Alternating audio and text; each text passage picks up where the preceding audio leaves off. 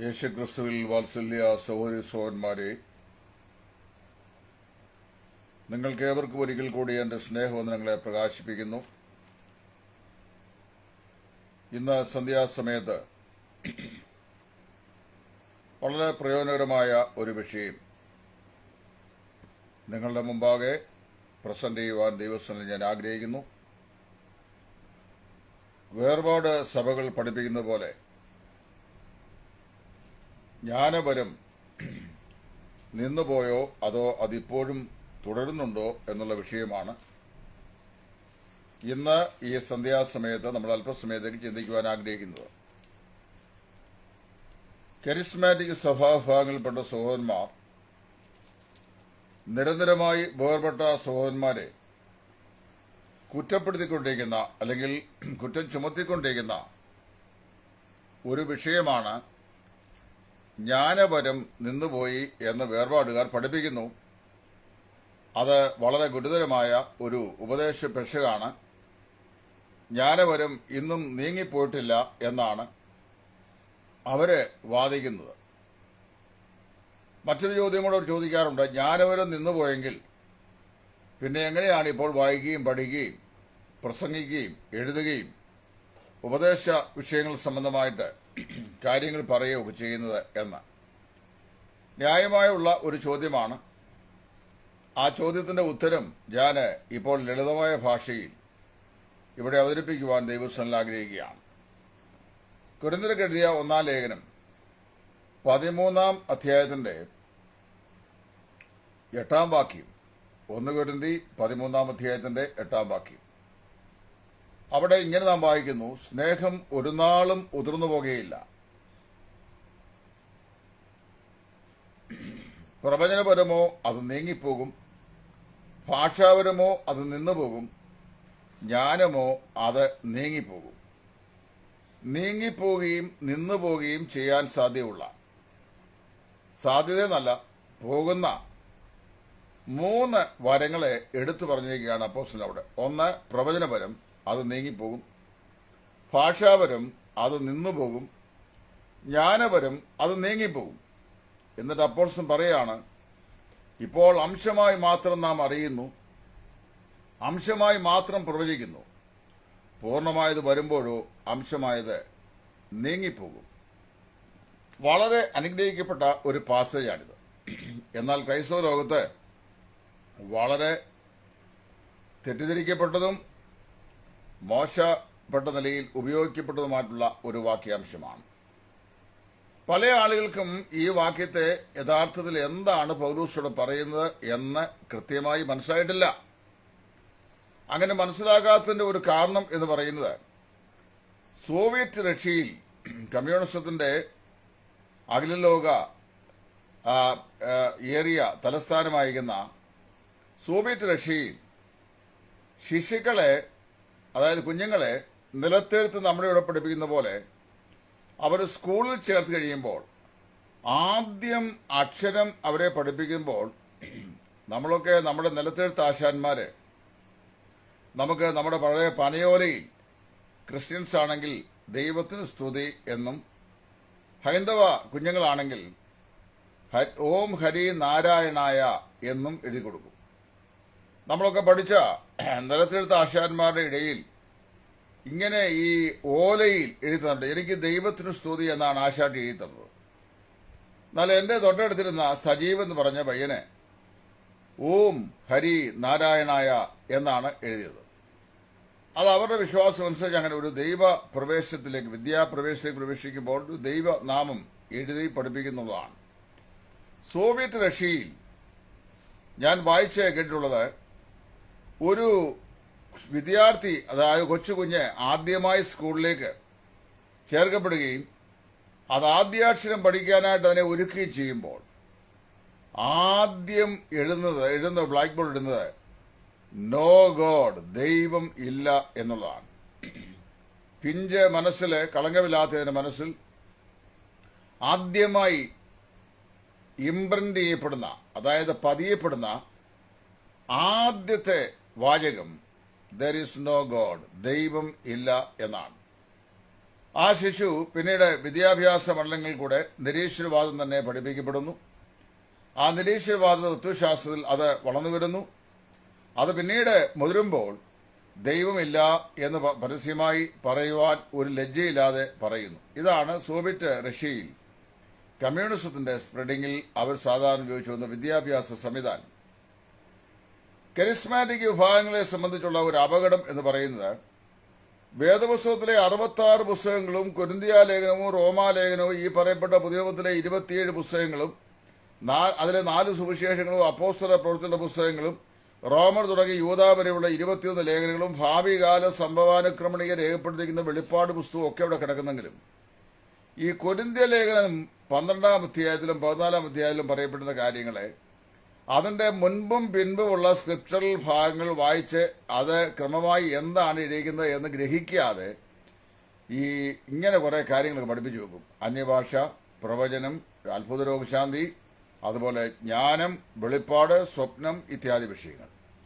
അപ്പോൾ ഈ കുഞ്ഞുങ്ങളുടെ മനസ്സിനകത്ത് ദൈവമില്ല പ്രസ്ഥാനത്തിൻ്റെ അഖില ലോക തലസ്ഥാന നഗരിയിലെ കുഞ്ഞുങ്ങളെ പഠിപ്പിക്കുന്ന പോലെ ഈ ജനിച്ചു വീഴുമ്പോഴേ, അതായത് ക്രിസ്തീയ വിശ്വാസത്തിലേക്ക് ജനിച്ചു വീഴുമ്പോഴേ ഈ കാര്യങ്ങൾ പറയുകയും മറ്റ് ഒരു കാര്യം കൂടെ, അതായത് ഇവിടുത്തെ വേദപുസ്തകത്തിലെ പുസ്തകങ്ങളുടെ ക്രമം തെറ്റാതെ പറയാൻ അറിയാത്ത വിശ്വാസിയും പറഞ്ഞു കേൾപ്പിച്ചിരിക്കുന്ന വേർപാടുകാർക്ക് ആത്മാവില്ലെന്ന എത്ര പെന്തക്കോസ്തുകാർ സഹോദരന്മാര് ഞങ്ങൾ ഭവന സന്ദർശനമൊക്കെ പോകുമ്പോൾ ഈ പല വീടുകളും കയറും. അതിനിടയ്ക്ക് ആൾട്ടർനേറ്റീവിലെയൊക്കെ ഇവരുടെയൊക്കെ വീടുകൾ കാണും. അപ്പോൾ അവരെ ഒഴിച്ചിട്ട് നമ്മൾ കയറുന്നത് ശരിയല്ലാത്തതുകൊണ്ട് ആ വീട്ടിൽ കയറി ഒരു വാക്ക് പ്രാർത്ഥിച്ച് പോരാവുന്ന ഒരു സംവിധാനം ഉണ്ടായിരുന്നു ഈ കോവിഡിനൊക്കെ മുമ്പ്. അവിടെ കയറുമ്പോൾ നിങ്ങൾ ഏത് സഭക്കാരാ ഞങ്ങൾ ചോദിക്കും. ഞങ്ങൾ ബ്രദറുകാരാ ഞങ്ങൾ ഉത്തരം പറയും. ഞാനൊക്കെ പറഞ്ഞാൽ അല്പം കട്ടി കൂട്ടി പറയുമല്ലോ. ഓഹോ, അപ്പം നിങ്ങൾ ആത്മാവില്ലാത്തവരാ അല്ലേ, പരിശുദ്ധാത്മാവില്ലാത്തവർ. ഈ പറയുന്ന പുള്ളിക്ക് വേദപുസ്തകത്തിലെ ബൈബിൾ പുസ്തകങ്ങളെ ഇതിൻ്റെ ഉൽപ്പത്തി മുതൽ ഈ മലാക്കി വരെയുള്ള പുസ്തകങ്ങൾ ക്രമം തെറ്റാതെ പറയാൻ അറിയാൻ വയ്യാത്ത ആളുകളാണ്. അവരുടെ മനസ്സിൽ ഇഞ്ചക്ട് ചെയ്ത് കൊടുത്തിരിക്കുന്നത് ബ്രദറുകാർക്ക് പരിശുദ്ധാത്മാവില്ലാത്തവരാണ്. ഇന്നലെ തന്നെ ജോബി ഒരു പോസ്റ്റർ ഉണ്ട്. ആ പോസ്റ്റർ അതേ എഴുതിയിട്ടിരിക്കുകയാണ്. ഇന്നലെ ഞാൻ ജോബിക്ക് മറുപടി പറഞ്ഞ ശേഷം ESR നിങ്ങൾ ഈ കാലഘട്ടത്തിലെ വളരെ നല്ലൊരു വേദവ്യാഖ്യാതമാണ്, പക്ഷേ നിങ്ങൾക്ക് പരിശുദ്ധാത്മാവിൻ്റെ അഭിഷേകം എന്താണെന്ന് കാണാൻ ഇതുവരെയും കണ്ണു തുറന്നിട്ടില്ലെന്ന്. എന്ന് പറഞ്ഞാൽ എനിക്ക് പരിശുദ്ധാത്മാഭിഷേകം ഇല്ലെന്നായി പറഞ്ഞു വരുന്നത്. എനിക്ക് പരിശുദ്ധാത്മാഭിഷേകം ഇല്ലെന്നെങ്ങനെ ജോബി അറിയുന്നത്? ഇവിടെ നിങ്ങൾ മനസ്സിലാക്കണം. അപ്പം ഇങ്ങനെ ബ്രദറുകാർ സമം പരിശുദ്ധാത്മാവില്ലാത്തവർ, അഭിഷേകമില്ലാത്തവർ, അന്യഭാഷയില്ലാത്തവർ, കൃപാവരമില്ലാത്തവർ, കൃപാവരങ്ങളെ വിശ്വസിക്കാത്തവർ, ഇങ്ങനെ പറഞ്ഞ് ഈ പാവപ്പെട്ട വിശ്വാസികളെ അങ്ങ് വെച്ചിരിക്കുക. ഇവർ നല്ലൊരു പങ്കാളുകൾക്ക് ഈ കൃപാവരങ്ങൾ എന്ന് പറഞ്ഞാൽ എന്താണെന്ന് അറിയാൻ വയ്യ, കൃപാവരങ്ങളെ കൊണ്ടുള്ള ആവശ്യകത എന്താണെന്ന് അറിയാൻ വയ്യ, കൃപാവരങ്ങൾ ഏതെല്ലാം നിലയിലാണ് വിനിയോഗിക്കേണ്ടത് ഇതിനെ കുറിച്ചൊന്നും അറിയാൻ വയ്യ, യാതൊന്നും അറിയാൻ വയ്യ. ഇതിൻ്റെ ഒരു തെളിവ് ഞാൻ പറയാം. ഞാൻ പേര് വെളിപ്പെടുത്താത്ത ഒരു സഭാഭാവം, പെന്തക്കോസ്ത് സഭാഭാവമാണ്. അവരുടെ സൺഡേ സ്കൂളിൻ്റെ സ്റ്റേറ്റ് എക്സാമിനേഷന് 10ാം ക്ലാസ്സിൻ്റെ പേപ്പർ 1-2 വർഷങ്ങൾ എന്നെയാണ് ഇവാലുവേറ്റ് ചെയ്യാൻ ഏൽപ്പിച്ചത്. എന്ന് പറഞ്ഞാൽ അവരുടെ ഹയസ്റ്റ് സ്റ്റാൻഡേർഡിലെ 10ാം ക്ലാസ്സിലെ സ്റ്റാൻഡേർഡിലെ സ്റ്റേറ്റ് സൺഡേ സ്കൂൾ എക്സാമിനേഷൻ്റെ 10ാം സ്റ്റാൻഡേർഡിലെ പേപ്പറുകൾ എന്നെയാണ് നോക്കാൻ ഏൽപ്പിച്ചത്. അതിലെ ഒരു ഭാഗം, അല്ല കേരളം മുഴുവനുള്ള പേപ്പർ കൊണ്ട് എന്നെ ഏൽപ്പിക്കാൻ ഒക്കുകയല്ലോ, ഈ ഒരു സെൻറ്ററിലെ കുറേ പേപ്പറുകൾ. ആ പേപ്പറുകൾ ഞാൻ നോക്കി സൂക്ഷ്മമായിട്ട് അവരെ അത് സീൽ ചെയ്ത് കവറിൽ കൊണ്ടുതരും. ഞാനത് വാലുവേറ്റ് ചെയ്യും. വാലുവേറ്റ് ചെയ്തിട്ട് അത് ഞങ്ങളെ ഏൽപ്പിച്ചതിനാന്ന് ചോദിച്ചു കഴിഞ്ഞാൽ അവരുടെ സഭാതലത്തിൽപ്പെട്ട ആളുകൾ ഏതെങ്കിലും പാർഷ്യാലിറ്റി കാണിക്കാൻ പാടില്ല എന്നുള്ളതുകൊണ്ടാണ് ഔട്ട്സൈഡ് കൊടുത്തേക്കുന്നത്. അപ്പോൾ അങ്ങനെ ചെങ്ങന്നൂർ സർക്കിളിലുള്ള ഈ സഭയുടെ ഈ സ്റ്റേറ്റ് എക്സാമിനേഷൻ്റെ പേപ്പർ ഈ 10ാം ക്ലാസ്സുകാരുടെ പേപ്പർ എൻ്റെ കയ്യിലാണ് 1-2 വർഷം തന്നത്. ഞാനത് സൂക്ഷ്മമായി നോക്കി. ആ സൺഡേ സ്കൂൾ പാഠാവലിയിലെ ചോദ്യങ്ങൾ, അതായത് സൺഡേ സ്കൂളിൻ്റെ പരീക്ഷയ്ക്ക് ചോദിച്ച ചോദ്യങ്ങളിലെ 95% ചോദ്യങ്ങളും പരിശുദ്ധാത്മാവിനോട് മാത്രം ബന്ധപ്പെട്ട ചോദ്യങ്ങളാണ്. ബാക്കി 5% ബൈബിളിലെ വേറെ ഏതെങ്കിലും വിഷയത്തെക്കുറിച്ച് ചോദിച്ചുള്ളൂ. അപ്പോൾ എനിക്ക് മനസ്സിലായി ഒരു കാര്യം, പരിശുദ്ധാത്മാവ് സംബന്ധിച്ച് അന്യഭാഷയുണ്ട്, പ്രവചനമുണ്ട്, വ്യാഖ്യാനമുണ്ട്, രോഗശാന്തിയുണ്ട്, വെളിപ്പാടുണ്ട്, ദർശനമുണ്ട്, സ്വപ്നമുണ്ട്. ഇങ്ങനെയുള്ള കാര്യങ്ങൾ ഈ കുഞ്ഞുങ്ങളെ പഠിപ്പിക്കുകയല്ലാതെ ബൈബിളിൻ്റെ ഇതര ഭാഗങ്ങളിലേക്ക് കയറി പ്രധാനപ്പെട്ട ഒരു വിഷയങ്ങൾക്കും ഒരു അടിസ്ഥാനപരമായ പഠന സംവിധാനം ബ്രദറിലെ സൺഡേ സ്കൂൾ പാഠാവലി പോലെ ഈ ഇവിടെ പെന്തക്കോസ്ത് സഹോദരന്മാർക്ക് ഇല്ല എന്നുള്ളത് ദുഃഖകരമായി ഞാൻ മനസ്സിലാക്കിയൊരു സത്യമാണ്. അവരിൽ ചെല്ലാണ് പറയുന്നത്, ബ്രദറുകാർക്ക് ജ്ഞാനപരമില്ല. പിന്നെ ഞാൻ ജോബി ആ പോസ്റ്റ് ഉണ്ട്, ബ്രദറുകാർക്ക് ജ്ഞാനപരമില്ല. ജ്ഞാനപരമില്ലാത്ത ബ്രദറുകാരെ പിന്നെ എങ്ങനെയാണ് ബൈബിളിക സഭയെന്ന് പറയുന്നത്? ഇപ്പം ഞാൻ പറയാൻ പോയ എന്താ ഈ ജ്ഞാനപരമെന്ന്. ഈ ജ്ഞാനവരം എന്ന് പറയുന്നത് അപ്പോസ്തലിക കാലത്ത് ഇവിടെ പറയപ്പെടുന്ന വരം എന്ന് പറയുന്നത് പഠിക്കാനും വായിക്കാനും എഴുതാനുമുള്ള വരമല്ല. അത് നമുക്കൊക്കെ ഉണ്ട്. ജ്ഞാനവരം വരമായി തന്നെ ശലോമോൻ രാജാവ് ലഭിച്ചിരുന്നു. സമാഗമന കൂടാരത്തിലെ വിചിത്രമായിരിക്കുന്ന ഉപകരണങ്ങൾ, അതായത് ഈ യാഗപീഠം, താമ്രത്തൊട്ടി, പിന്നെ ഈ സുഗന്ധധൂപപീഠം, കിരൂബുകളോടുകൂടിയ കൃപാസനം, ഇതെല്ലാം ഉണ്ടാക്കുന്നതിനെ സംബന്ധിച്ചുള്ള അതിൻ്റെ മാതൃക സീനായി മലയിൽ വെച്ച് ദൈവം മോശയ്ക്കാണ് പറഞ്ഞു കൊടുത്തത്. പറഞ്ഞു കൊടുത്തേ ഉള്ളൂ. അത് മോശയ്ക്ക് പറഞ്ഞു കൊടുത്തു. മോശ അത് വന്ന് ഇസ്രായേലിലെ രണ്ടാളുകളോട് പറഞ്ഞു. ബെസലേൽ, ഒഹാലിയോബ് എന്ന് പറയുന്ന രണ്ട് പുരുഷന്മാർ പറഞ്ഞു. അപ്പോൾ അവരോട് പറയാമെന്ന് ദൈവം പറഞ്ഞു, ഞാൻ അവരെ സമാഗമന കൂടാരത്തിലെ സകലവിധമായിരുന്ന വിചിത്ര വസ്തുക്കളുടെയും നിർമ്മാണത്തിന് വേണ്ടി പ്രത്യേകാൽ പരിശുദ്ധാത്മാവിനാൽ ജ്ഞാനപൂർണ്ണരാക്കി തീർത്തിരിക്കുന്നു. അതുകൊണ്ട് നീ അവരോട് പറഞ്ഞു. അങ്ങനെ പറഞ്ഞ മോശ കൊടുത്തത് മനസ്സിൽ കണ്ട് ഇവരതുപോലെ തന്നെ സീനായിൽ വെച്ച് ദൈവം മോശയ്ക്ക് കാണിച്ചു കൊടുത്തതുപോലെ തന്നെ അവരത് ഉണ്ടാക്കി കൊടുത്തു. അങ്ങനെയാണ് നമ്മൾ വായിക്കുന്നത്. അവർക്ക് പ്രത്യേക ജ്ഞാന വരമുള്ളവരായിരുന്നു. അതുപോലെ തന്നെ അതാത് കാലഘട്ടങ്ങളിൽ ദൈവത്തിൻ്റെ പ്രവൃത്തി ഭൂമിയിൽ നിവർത്തിക്കേണ്ടതിന് ദൈവം എഴുന്നേൽപ്പിച്ചിട്ടുള്ള ചില സെലക്റ്റഡ് ആൾക്കാർക്ക് ദൈവം തന്നെ ജ്ഞാന വരം നൽകിയിട്ടുണ്ട്. ശലോമോൻ അങ്ങനെയുള്ള ഒരാളായിരുന്നു. ഇവിടെ പറയപ്പെടുന്ന കൊരിന്ത്യരിൽ പറയപ്പെടുന്ന വരം എന്ന് പറയുന്നത് ഈ പറയപ്പെട്ട വരമൊന്നും അല്ല. അല്ലെങ്കിൽ നമുക്ക് പുസ്തകം വായിച്ച് മനസ്സിലാക്കാനോ ബാക്കി പഠിക്കാനോ അല്ലെങ്കിൽ അത് റിസൈറ്റ് ചെയ്യാനോ ഉള്ള വരമൊന്നുമല്ല. അവിടെ പറയപ്പെടുന്ന വരം വിശുദ്ധ തിരുവെഴുത്തുകളായിരിക്കുന്ന ദൈവവചനത്തെ ദൈവത്തിൽ നിന്ന് നേരിട്ട് പ്രാപിച്ചിട്ട് അതിനെ രേഖയാക്കി വയ്ക്കാനുള്ള പ്രത്യേകമായ വരമാണ്. വെളിപ്പാടുകൾ പരിശുദ്ധാത്മാവ് ഹൃദയങ്ങളിൽ അവർക്ക് പ്രകാശിപ്പിച്ച് നൽകി വന്നു. അതാണ് നമ്മുടെ ഇൻസ്പിരേഷൻ എന്ന വാക്കുകൊണ്ട് അർത്ഥമാക്കുന്നത്. ദൈവം വെളിപ്പാടുകൾ നൽകിക്കൊണ്ടേയിരുന്നു. ആ നൽകിക്കൊണ്ടുന്ന വെളിപ്പാടുകൾ ദൈവത്തിൽ നിന്ന് നേരിട്ട് പ്രാപിച്ച് അത് നമുക്ക് മനസ്സിലാക്കാൻ കഴിയുന്ന നമ്മുടെ ഭാഷകളിൽ എഴുതി വയ്ക്കാനായിട്ട് ദൈവം ഈ വേദപുസ്തകത്തിൻ്റെ എഴുത്തുകാർക്ക് നൽകിയ പ്രത്യേകമായ ജ്ഞാനത്തെയാണ് ഇവിടെ പറയപ്പെടുന്ന ജ്ഞാനവരം എന്ന് പറയുന്നത്. അല്ലെങ്കിൽ മുക്കുവനായി ഗലീല കടലിൽ മീൻ പിടിച്ചോടുന്ന സാധാരണക്കാരനായിരുന്ന കേവലം സാധാരണ വിദ്യാഭ്യാസമുള്ള ഈ മുക്കുവനായിരുന്ന പത്രോസിന് മൂലപദാർത്ഥങ്ങൾ കത്തി അഴിയുമെന്നും ഈ ഭൂമി വെന്ത് അഴിയുമെന്നും ആദ്യത്തെ ലോകത്തെ ദൈവം വെള്ളത്താൽ നശിപ്പിച്ചു, ഇപ്പോഴതിനെ അഗ്നിക്കായി സൂക്ഷിച്ചിരിക്കുന്നു എന്നും എന്ന് പത്രോസും, പിന്നെ ഈ കാണപ്പെടുന്ന ലോകത്തിന് ദൃശ്യമായതല്ല കാരണമെന്ന് വരുമാറ് ലോകം ദൈവത്തിൻ്റെ വചനത്താൽ നിർമ്മിക്കപ്പെട്ടിരിക്കുന്നു പറയുമ്പോൾ അദൃശ്യമായതാണ് ദൃശ്യമായതിൻ്റെ സൃഷ്ടികർമ്മത്തിന് കാരണമായിരിക്കുന്നത് പറയുമ്പോൾ ആറ്റത്താലാണ് ഇവയെല്ലാം പദാർത്ഥങ്ങൾ ഉണ്ടാക്കപ്പെട്ടിരിക്കുന്നത്. പദാർത്ഥത്തിൻ്റെ മൂലവസ്തു ആറ്റമാണ്. ആറ്റം ഉപയോഗിച്ച് കഴിഞ്ഞാൽ കേവലം എനർജി മാത്രമേ ഉള്ളൂ. അതുകൊണ്ട് ഉണ്ടാകട്ടെ എന്ന് പറയുന്ന ശബ്ദത്താലാണ് ഈ പറയപ്പെട്ടതെല്ലാം ഉണ്ടായത് എന്ന് പൗലോസ് അപ്പോസ്തലൻ എഴുതി വെക്കാൻ കാരണം ദൈവത്തിൽ നിന്ന് ദൈവം അവർക്ക് കൊടുത്ത പ്രത്യേകമാക്കുന്ന ജ്ഞാനമാണ്.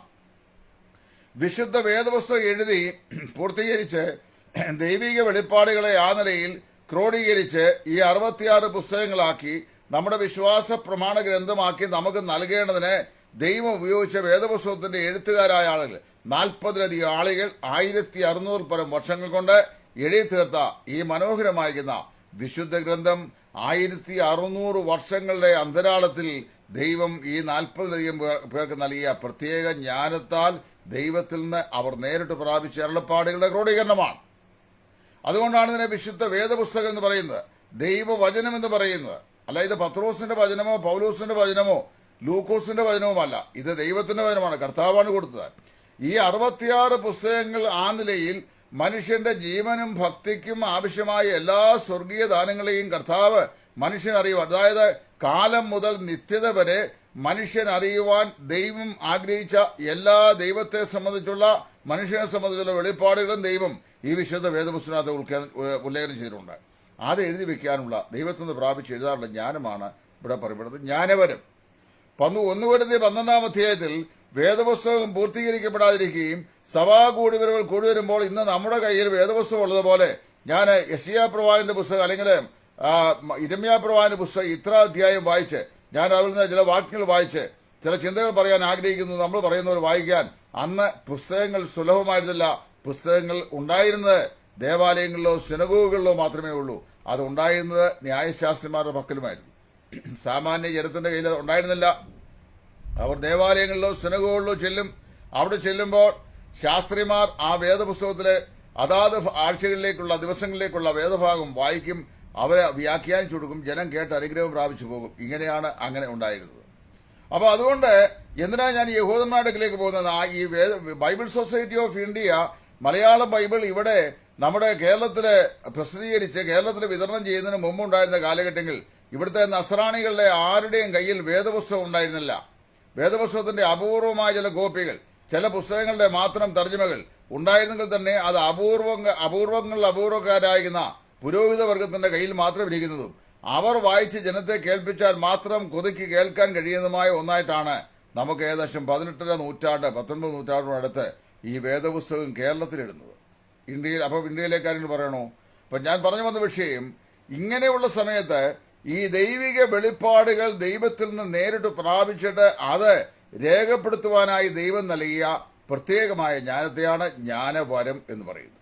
ഇത് പൗലോസ് കൊരിന്ത്യർക്ക് എഴുതുന്ന സമയത്ത് ഈ വെളിപ്പാടുകൾ അങ്ങനെ നൽകപ്പെട്ടുകൊണ്ടേയിരുന്നു. അതാ നിങ്ങൾ കൂടി വരുമ്പോൾ നിങ്ങൾ ചിലർക്ക് ഉണ്ട് എന്നിങ്ങനെ പറയുന്നത്.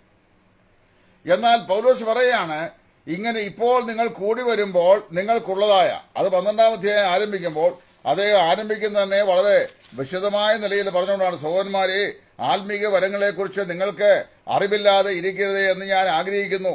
നിങ്ങൾ ജാതികളായിരുന്നപ്പോൾ നിങ്ങൾ നടത്തിയ പോലെ ഊമവിഗ്രഹങ്ങളെ അടുക്കൽ നിങ്ങൾ പോകുമായിരുന്നല്ലോ എന്നൊക്കെ പറഞ്ഞിട്ട് പറയുകയാണ്. എന്നാൽ കൃപാവരങ്ങളിൽ വ്യത്യാസമുണ്ട് എന്ന് പറഞ്ഞ് ഈ കൃപാവരങ്ങളെ എങ്ങനെയാണ് ദൈവം നൽകിക്കൊണ്ടിരിക്കുന്നത് എന്ന് പൗലോസ് വിവരിച്ചിട്ട് പറയുകയാണ് 13-ാം അധ്യായത്തിലേക്ക് വരുമ്പോൾ. എന്നാൽ എന്തോ സംഭവിക്കും? സ്നേഹം ഒരു നാളും ഉതിർന്ന് പോകുകയില്ല. പ്രവചനപരമോ അത് നീങ്ങിപ്പോകും, ഭാഷാപരമോ നിന്നുപോകും, ജ്ഞാനമോ അത് നീങ്ങിപ്പോകും. ഇപ്പോൾ നാം അംശമായി മാത്രം അറിയുന്നു, അംശമായി മാത്രം പ്രവചിക്കുന്നു. പൂർണ്ണമായത് വരുമ്പോഴോ അംശമായത് നീങ്ങിപ്പോകും. അപ്പോൾ അവിടെ പറയുന്നതിന്റെ കാരണം വെച്ചാൽ, എന്താണ് ഈ പൂർണ്ണമായത്, എന്താണ് ഈ അംശമായത് എന്നത് മനസ്സിലാക്കുന്നതിനോ അല്ലെങ്കിൽ മനസ്സിലായിട്ടും അംഗീകരിക്കുന്നതിനോ ഉള്ളൊരു പ്രയാസം കൊണ്ടാണ് ഈ ബൃഹത്തായ ബഹളം ഉണ്ടാക്കുന്നത്. അംശമായത് എന്നിവിടെ പറയപ്പെടുന്നത് യാതൊന്ന് അംശാംശമായി നൽകപ്പെട്ടോ അതാണ്. ഇവിടെ 12-ാം അധ്യായത്തിൽ പറയുന്നുണ്ട്, നിങ്ങൾ കൂടി വരുമ്പോൾ നിങ്ങൾ ചിലർക്ക് പ്രവചനമുണ്ട്, ചിലർക്ക് വിവിധ ഭാഷകളുണ്ട്, ചിലർക്ക് ഈ ഭാഷകളുടെ വ്യാഖ്യാനമുണ്ട്, ചിലർക്ക് പ്രബോധനമുണ്ട്. അങ്ങനെ ഓരോരുത്തർക്ക് ഓരോന്നായി കൃപാവരം നൽകുകയാണ്. എന്നിട്ട് അപ്പോസ്തലനെ പറയുകയാണ്, എല്ലാം പൊതുപ്രയോജനത്തിനായി ആത്മീയ വർധനയ്ക്കായി ഉപകരിക്കപ്പെടട്ടെ എന്ന്. ഈ നൽകപ്പെട്ട എല്ലാ കൃപാവരങ്ങളും ഒന്നിച്ച് സഭയിൽ പ്രയോജനപ്പെടുത്തുമ്പോൾ സഭയുടെ ആത്യന്തികമായ ആത്മീയ വർധനയാണ് ഈ കൃപാവരങ്ങളുടെ വിനിയോഗമുള്ള പ്രയോജനം അല്ലെങ്കിൽ ലക്ഷ്യം എന്ന് പറയുന്നത്. അങ്ങനെ വരുമ്പോൾ ഈ ഒരാൾക്ക് ഒരു പ്രവചനം കിട്ടി, ഒരാൾക്ക് ഒരു ഭാഷ കിട്ടി, ഒരാൾക്കൂടെ സഭയിരുന്ന ഒരാൾക്കൂടെ വേറൊരു ഭാഷ കിട്ടി, അവരതിനെക്കുറിച്ച് വേറൊരു വ്യാഖ്യാനത്തെക്കുറിച്ച് വ്യാഖ്യാനിച്ച് പറഞ്ഞു. അപ്പോൾ സഹോദരൻ എഴുന്നേറ്റ് പറഞ്ഞു, എനിക്കൊരു പ്രബോധനമുണ്ട്. വേറെ ആൾക്ക് ഒരു സങ്കീർത്തനം കിട്ടി, അതേ ഒരു പാട്ടിൻ്റെ 4 വരി പാടി. ഇതുകൊണ്ടെല്ലാം സഭയ്ക്ക് ആത്മീയ വർധന ഉണ്ടാവുകയാണ്. എന്നാൽ പൗലോസ് പറയുന്നു, പൂർണ്ണമായത് വരുമ്പോൾ ഈ അംശമായത് നീങ്ങിപ്പോകും.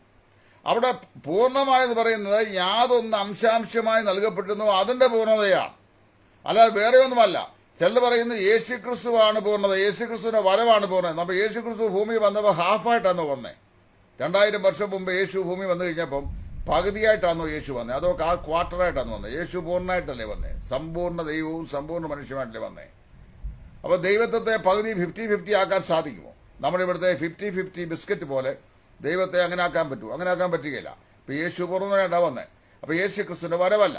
ചിലർ പറയുന്നു വിശുദ്ധന്മാരുടെ പുനരുദ്ധാനമാണ്, അന്നാണ് നാം പൂർണ്ണത പ്രാപിക്കുന്നത്. അതല്ല കാര്യം. പുനരുദ്ധാനത്തെക്കുറിച്ച് ഈ 1 കൊരിന്ത്യർ 13-ാം അധ്യായത്തിൽ കമ്മ എന്ന ലക്ഷ്യം പറഞ്ഞിട്ടില്ല. അത് പറഞ്ഞിരിക്കുന്നത് 15-ാം അധ്യായത്തിലാണ്.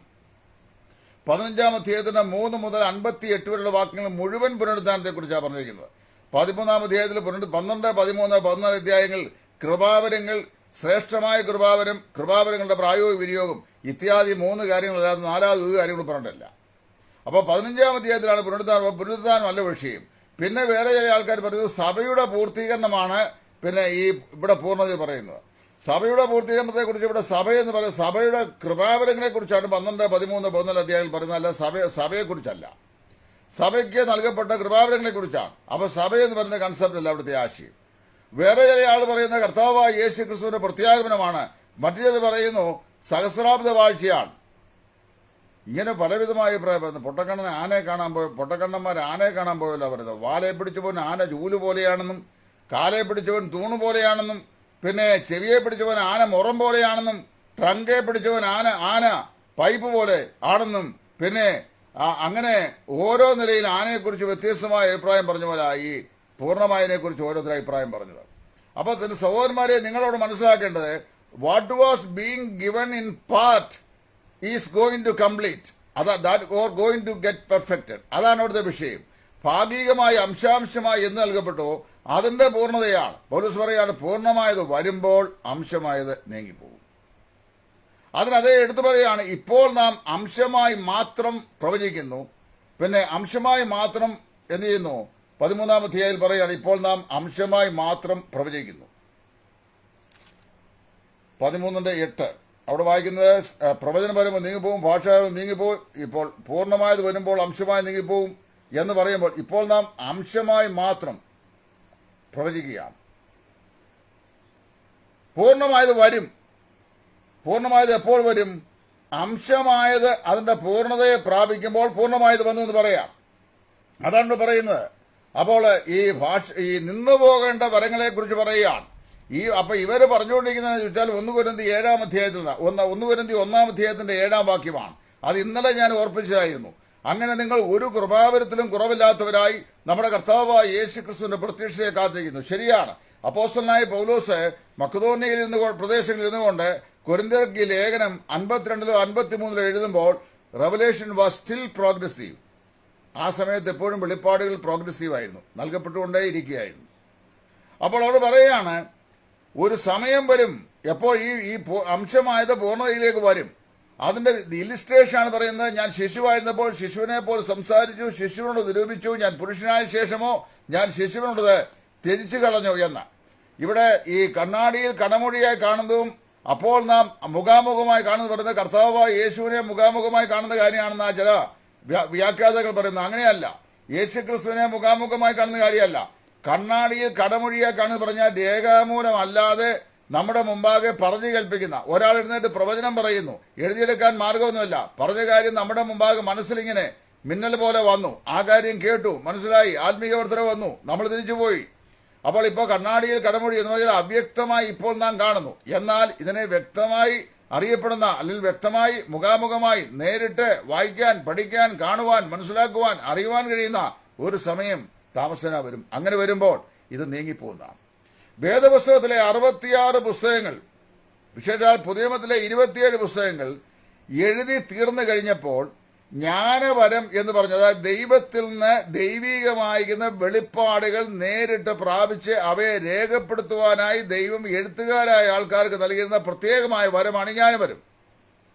ആ ജ്ഞാനവരം നീങ്ങിപ്പോയി എന്ന് മാത്രമല്ല, അത് ഈ വെളിപ്പാട് പ്രാപിക്കാൻ മാത്രമല്ല, അപ്പോസ്തോലിക കാലഘട്ടം, അതായത് ഈ ദൈവസഭയുടെ ഈ ആദ്യ നാളുകൾ നടന്ന ഒരു പരിവർത്തന കാലഘട്ടമാണ്, ഒരു ട്രാൻസിഷൻ പീരീഡാണ്. ന്യായപ്രമാണത്തിൽ നിന്ന് കൃപയുടെ പ്രമാണത്തിലേക്കുള്ള ഒരു പരിവർത്തനമാണ്. മോശയിക ന്യായപ്രമാണത്തിൽ നിന്ന് കർത്താവായ യേശു ക്രിസ്തുവിന്റെ പൊതുനിയമത്തിലേക്കുള്ള ഒരു പരിവർത്തന കാലഘട്ടമാണ്. ആ ട്രാൻസിഷൻ പീരീഡിൽ ദൈവവചനം ഉറപ്പിക്കപ്പെടുന്നത് വരെ ഈ കൃപാവരങ്ങളൊക്കെ അവിടെ നിലവിലുണ്ടായിരുന്നു. അത് ഞാൻ ഇതിനു മുമ്പും പറഞ്ഞാണ്. പൗലോസ് അപ്പോസ്തലന്റെ അപ്പോസ്തല പ്രവൃത്തികളുടെ പുസ്തകത്തിന്റെ കാലഘട്ടമായ, അതായത് പൗലോസ് അപ്പോസ്തല പ്രവൃത്തികളുടെ പുസ്തകത്തിന്റെ കാലത്ത് പറഞ്ഞാൽ പ്രവൃത്തികളുടെ പുസ്തകം 28-ാം അധ്യായം വരെയുള്ള കാലഘട്ടത്തിൽ എഴുതപ്പെട്ട പൗലോസിന്റെ 6 ലേഖനങ്ങൾ, ഗലാത്യ ലേഖനം, റോമാലേഖനം, 1-2 കൊരിന്ത്യ ലേഖനങ്ങൾ, തെസ്സലോനിക്ക ലേഖനം, ഇങ്ങനെയുള്ള 6 ലേഖനങ്ങൾ വായിച്ചാൽ 6 ലേഖനങ്ങളിൽ എഴുതപ്പെട്ടതെല്ലാം ആക്സ് പീരീഡിലാണ്, ആക്സ് കാലഘട്ടത്തിലാണ്. പ്രവൃത്തിയുടെ പുസ്തകം 28 വരെയുള്ള അധ്യായങ്ങളിലെ സഭാ ചരിത്ര കാലഘട്ടങ്ങളിലാണ്. ആ കാലഘട്ടങ്ങളിൽ ഈ പറയപ്പെട്ട കൃപാവരങ്ങളൊക്കെ നിലവിലുണ്ടായിരുന്നു. എന്നാൽ നമ്മൾ വായിക്കുന്ന ആ ജ്ഞാനവരം, അതുകൊണ്ട് ആ ജ്ഞാനവരം ഉണ്ടായിരുന്നുകൊണ്ടാണ് വസ്തു എത്ര രൂപയ്ക്കാണ് വിറ്റതെന്ന് അറിയാതിരുന്ന പത്രോസിനിടയ്ക്കൽ അനന്യാസും സഫീറായും വന്ന് ഇത്രയ്ക്കോ വിറ്റത് ചോദിച്ചപ്പോൾ ഇത്രയ്ക്ക് തന്നെ എന്ന് അവർ പറയുക, ദൈവത്തിന്റെ പരിശുദ്ധാത്മാവിനോട് വ്യാജം കാണിപ്പാൻ നിങ്ങളിങ്ങനെ ഒത്തത് എന്ത് എന്ന് ഈ വസ്തുവിന്റെ ട്രാൻസാക്ഷന്റെ സ്ഥലത്തില്ലാതിരുന്ന പത്രോസ് അവരോട് ചോദിച്ചത് ജ്ഞാനവരമാണ്. ഇവിടെ ഏതെങ്കിലും ഒരു ബന്ധക്കോസുകാർക്കോ, ഒരു ബന്ധക്കോസിലെ പാസ്റ്റർക്കോ, ഒരു കരിസ്മാറ്റിക് ലീഡർക്കോ, ഏതെങ്കിലും പുള്ളിക്കാരന്മാർക്ക് വേറൊരുത്തൻ്റെ മനസ്സിൽ ഇതുപോലെ വായിക്കാൻ കഴിയുമെങ്കിൽ എത്രയോ അപകടങ്ങൾ നമുക്ക് രക്ഷപ്പെടാമായിരുന്നു. നമ്മുടെയൊക്കെ തന്നെ ഇടയിലുള്ള കുശാഗ്ര ബുദ്ധിക്കാരായ പല ആളുകളുടെയും നമുക്ക് വിരോധമായി അവരുടെ മനസ്സിൽ അവർ താലോലിച്ചുകൊണ്ടിരിക്കുന്ന ദോഷ ചിന്താഗതികളെ നേരത്തെ തന്നെ നമുക്ക് അറിയാൻ കഴിഞ്ഞതെങ്കിൽ പല അപകടങ്ങളും നമുക്ക് രക്ഷപ്പെട്ട് പിന്മാറാമായിരുന്നു. നമുക്കങ്ങനെ അറിയാൻ വയ്യാത്തതുകൊണ്ടാണ് നിഷ്കളങ്കന്മാരായ പല ആളുകളും നമ്മുടെ ഇടയിലെ കുശാഗ്ര ബുദ്ധിക്കാരായ ആളുകളെ കൊണ്ട് ചതിക്കപ്പെടുന്നത്. സത്യമല്ലേ ഞാനീ പറയുന്നേ? സത്യം പറയുമ്പോൾ ബുദ്ധിമുട്ടുണ്ടാകും കേൾക്കാൻ. അപ്പോൾ നമുക്കത് അറിയാൻ വയ്യ. മനുഷ്യൻ്റെ ജീവിതത്തിലെ ലോകത്തിലെ അക്ഷരം കൊണ്ട് വാചകങ്ങൾ എഴുതിയാൽ വാചകങ്ങളെ നമുക്ക് മനസ്സിലാക്കാൻ കഴിയും. മനുഷ്യൻ ഇന്ന് വരെയും റീഡ് ചെയ്യാൻ കഴിയാത്ത ഒരേ ഒരു മണ്ഡലമുണ്ടെങ്കിൽ അത് മനുഷ്യൻ്റെ മനസ്സ് മാത്രമാണ്. അപ്പോൾ മനസ്സിലുള്ള ഇരിപ്പ് എന്താണെന്ന് നമുക്കറിയാൻ വയ്യ. വളരെ വ്യക്തമായി നമ്മൾ മനസ്സിലാക്കണം. മനസ്സിലിരിപ്പ് എന്താണെന്ന് നമുക്കറിയാൻ വയ്യ. നമുക്കാർക്കും മനസ്സിലാക്കാൻ സാധിക്കുകയില്ല വേറെ ആളുടെ മനസ്സിലിരിപ്പ്. അപ്പോൾ ഇവിടെ പറയുകയാണ്, ഈ ജ്ഞാനപരവധിയും അത് നീങ്ങിപ്പോകും, പ്രവചനപരവും അത് നീങ്ങിപ്പോകും. ഞാൻ ഇതിൻ്റെ ക്ലാസ് എടുത്തപ്പോൾ വളരെ വ്യക്തമായി ഞാൻ പറഞ്ഞിട്ടുണ്ട് ഗ്രീക്ക് ഭാഷയിൽ. അപ്പോൾ ഇവർ പറഞ്ഞ കളിയാക്കിയാണ്, ഗ്രീക്കിലെ കാര്യം പറയുന്നു, ഞങ്ങൾക്ക് മലയാളം മതി, മറ്റേ മതി, അങ്ങനെ മതി, ഇങ്ങനെ മതി എന്നൊക്കെ.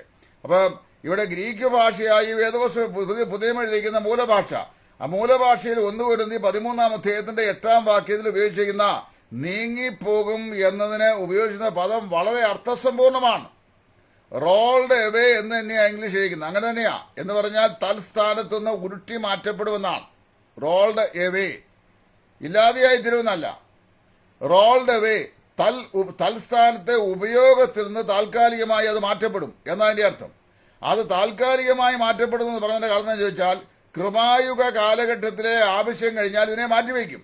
പിന്നെ ഇസ്രായേലിനെ കുറിച്ച് യോവേൽ പ്രവാചകന്റെ പുസ്തകത്തിൽ വായിക്കുമ്പോൾ അതും കുറെ പരിജ്ഞാനമില്ലാത്ത ആളാണ് പറയുന്നത്. അന്ത്യകാലത്ത് ഞാൻ സകല ജഡത്തിന്മേലും എൻ്റെ ആത്മാവിനെ പകരും, നിങ്ങളുടെ പുത്രന്മാരും പുത്രിമാരും പ്രവചിക്കും, നിങ്ങളുടെ പുത്രന്മാർ ദർശകളെ ദർശിക്കും, യുവാക്കന്മാർ സ്വപ്നങ്ങൾ കാണും. അപ്പോൾ എന്നോട് ഈ അടുത്ത കാലത്ത് ഇതിനോട് ആൾ വാദിക്കാൻ വന്നു. വാദിക്കുന്ന വളരെ എനിക്ക് ഇഷ്ടമാണ്. പക്ഷേ ബുദ്ധിയില്ലാത്ത മൗഢ്യതർക്കം ഷണ്ടയെ ജനിപ്പിക്കുന്നുള്ളൂ. ഷണ്ട ഇടുന്ന എനിക്കിഷ്ടമല്ല. കലഹമുള്ള സ്ത്രീയുടെ പൊതുവീട്ടിൽ പാർക്കുന്നതിനേക്കാൾ വീടിൻ്റെ തട്ടമ്പുറത്ത് താമസിക്കുന്ന നല്ലതെന്നാണ് ശലവും പറയുന്നത്. എന്ന് പറഞ്ഞ പോലെ ഈ ഉപദേശപരമായ വിഷയങ്ങളിൽ ever learning but never coming to the knowledge of truth എന്ന ഒരു വിഭാഗമുണ്ട്.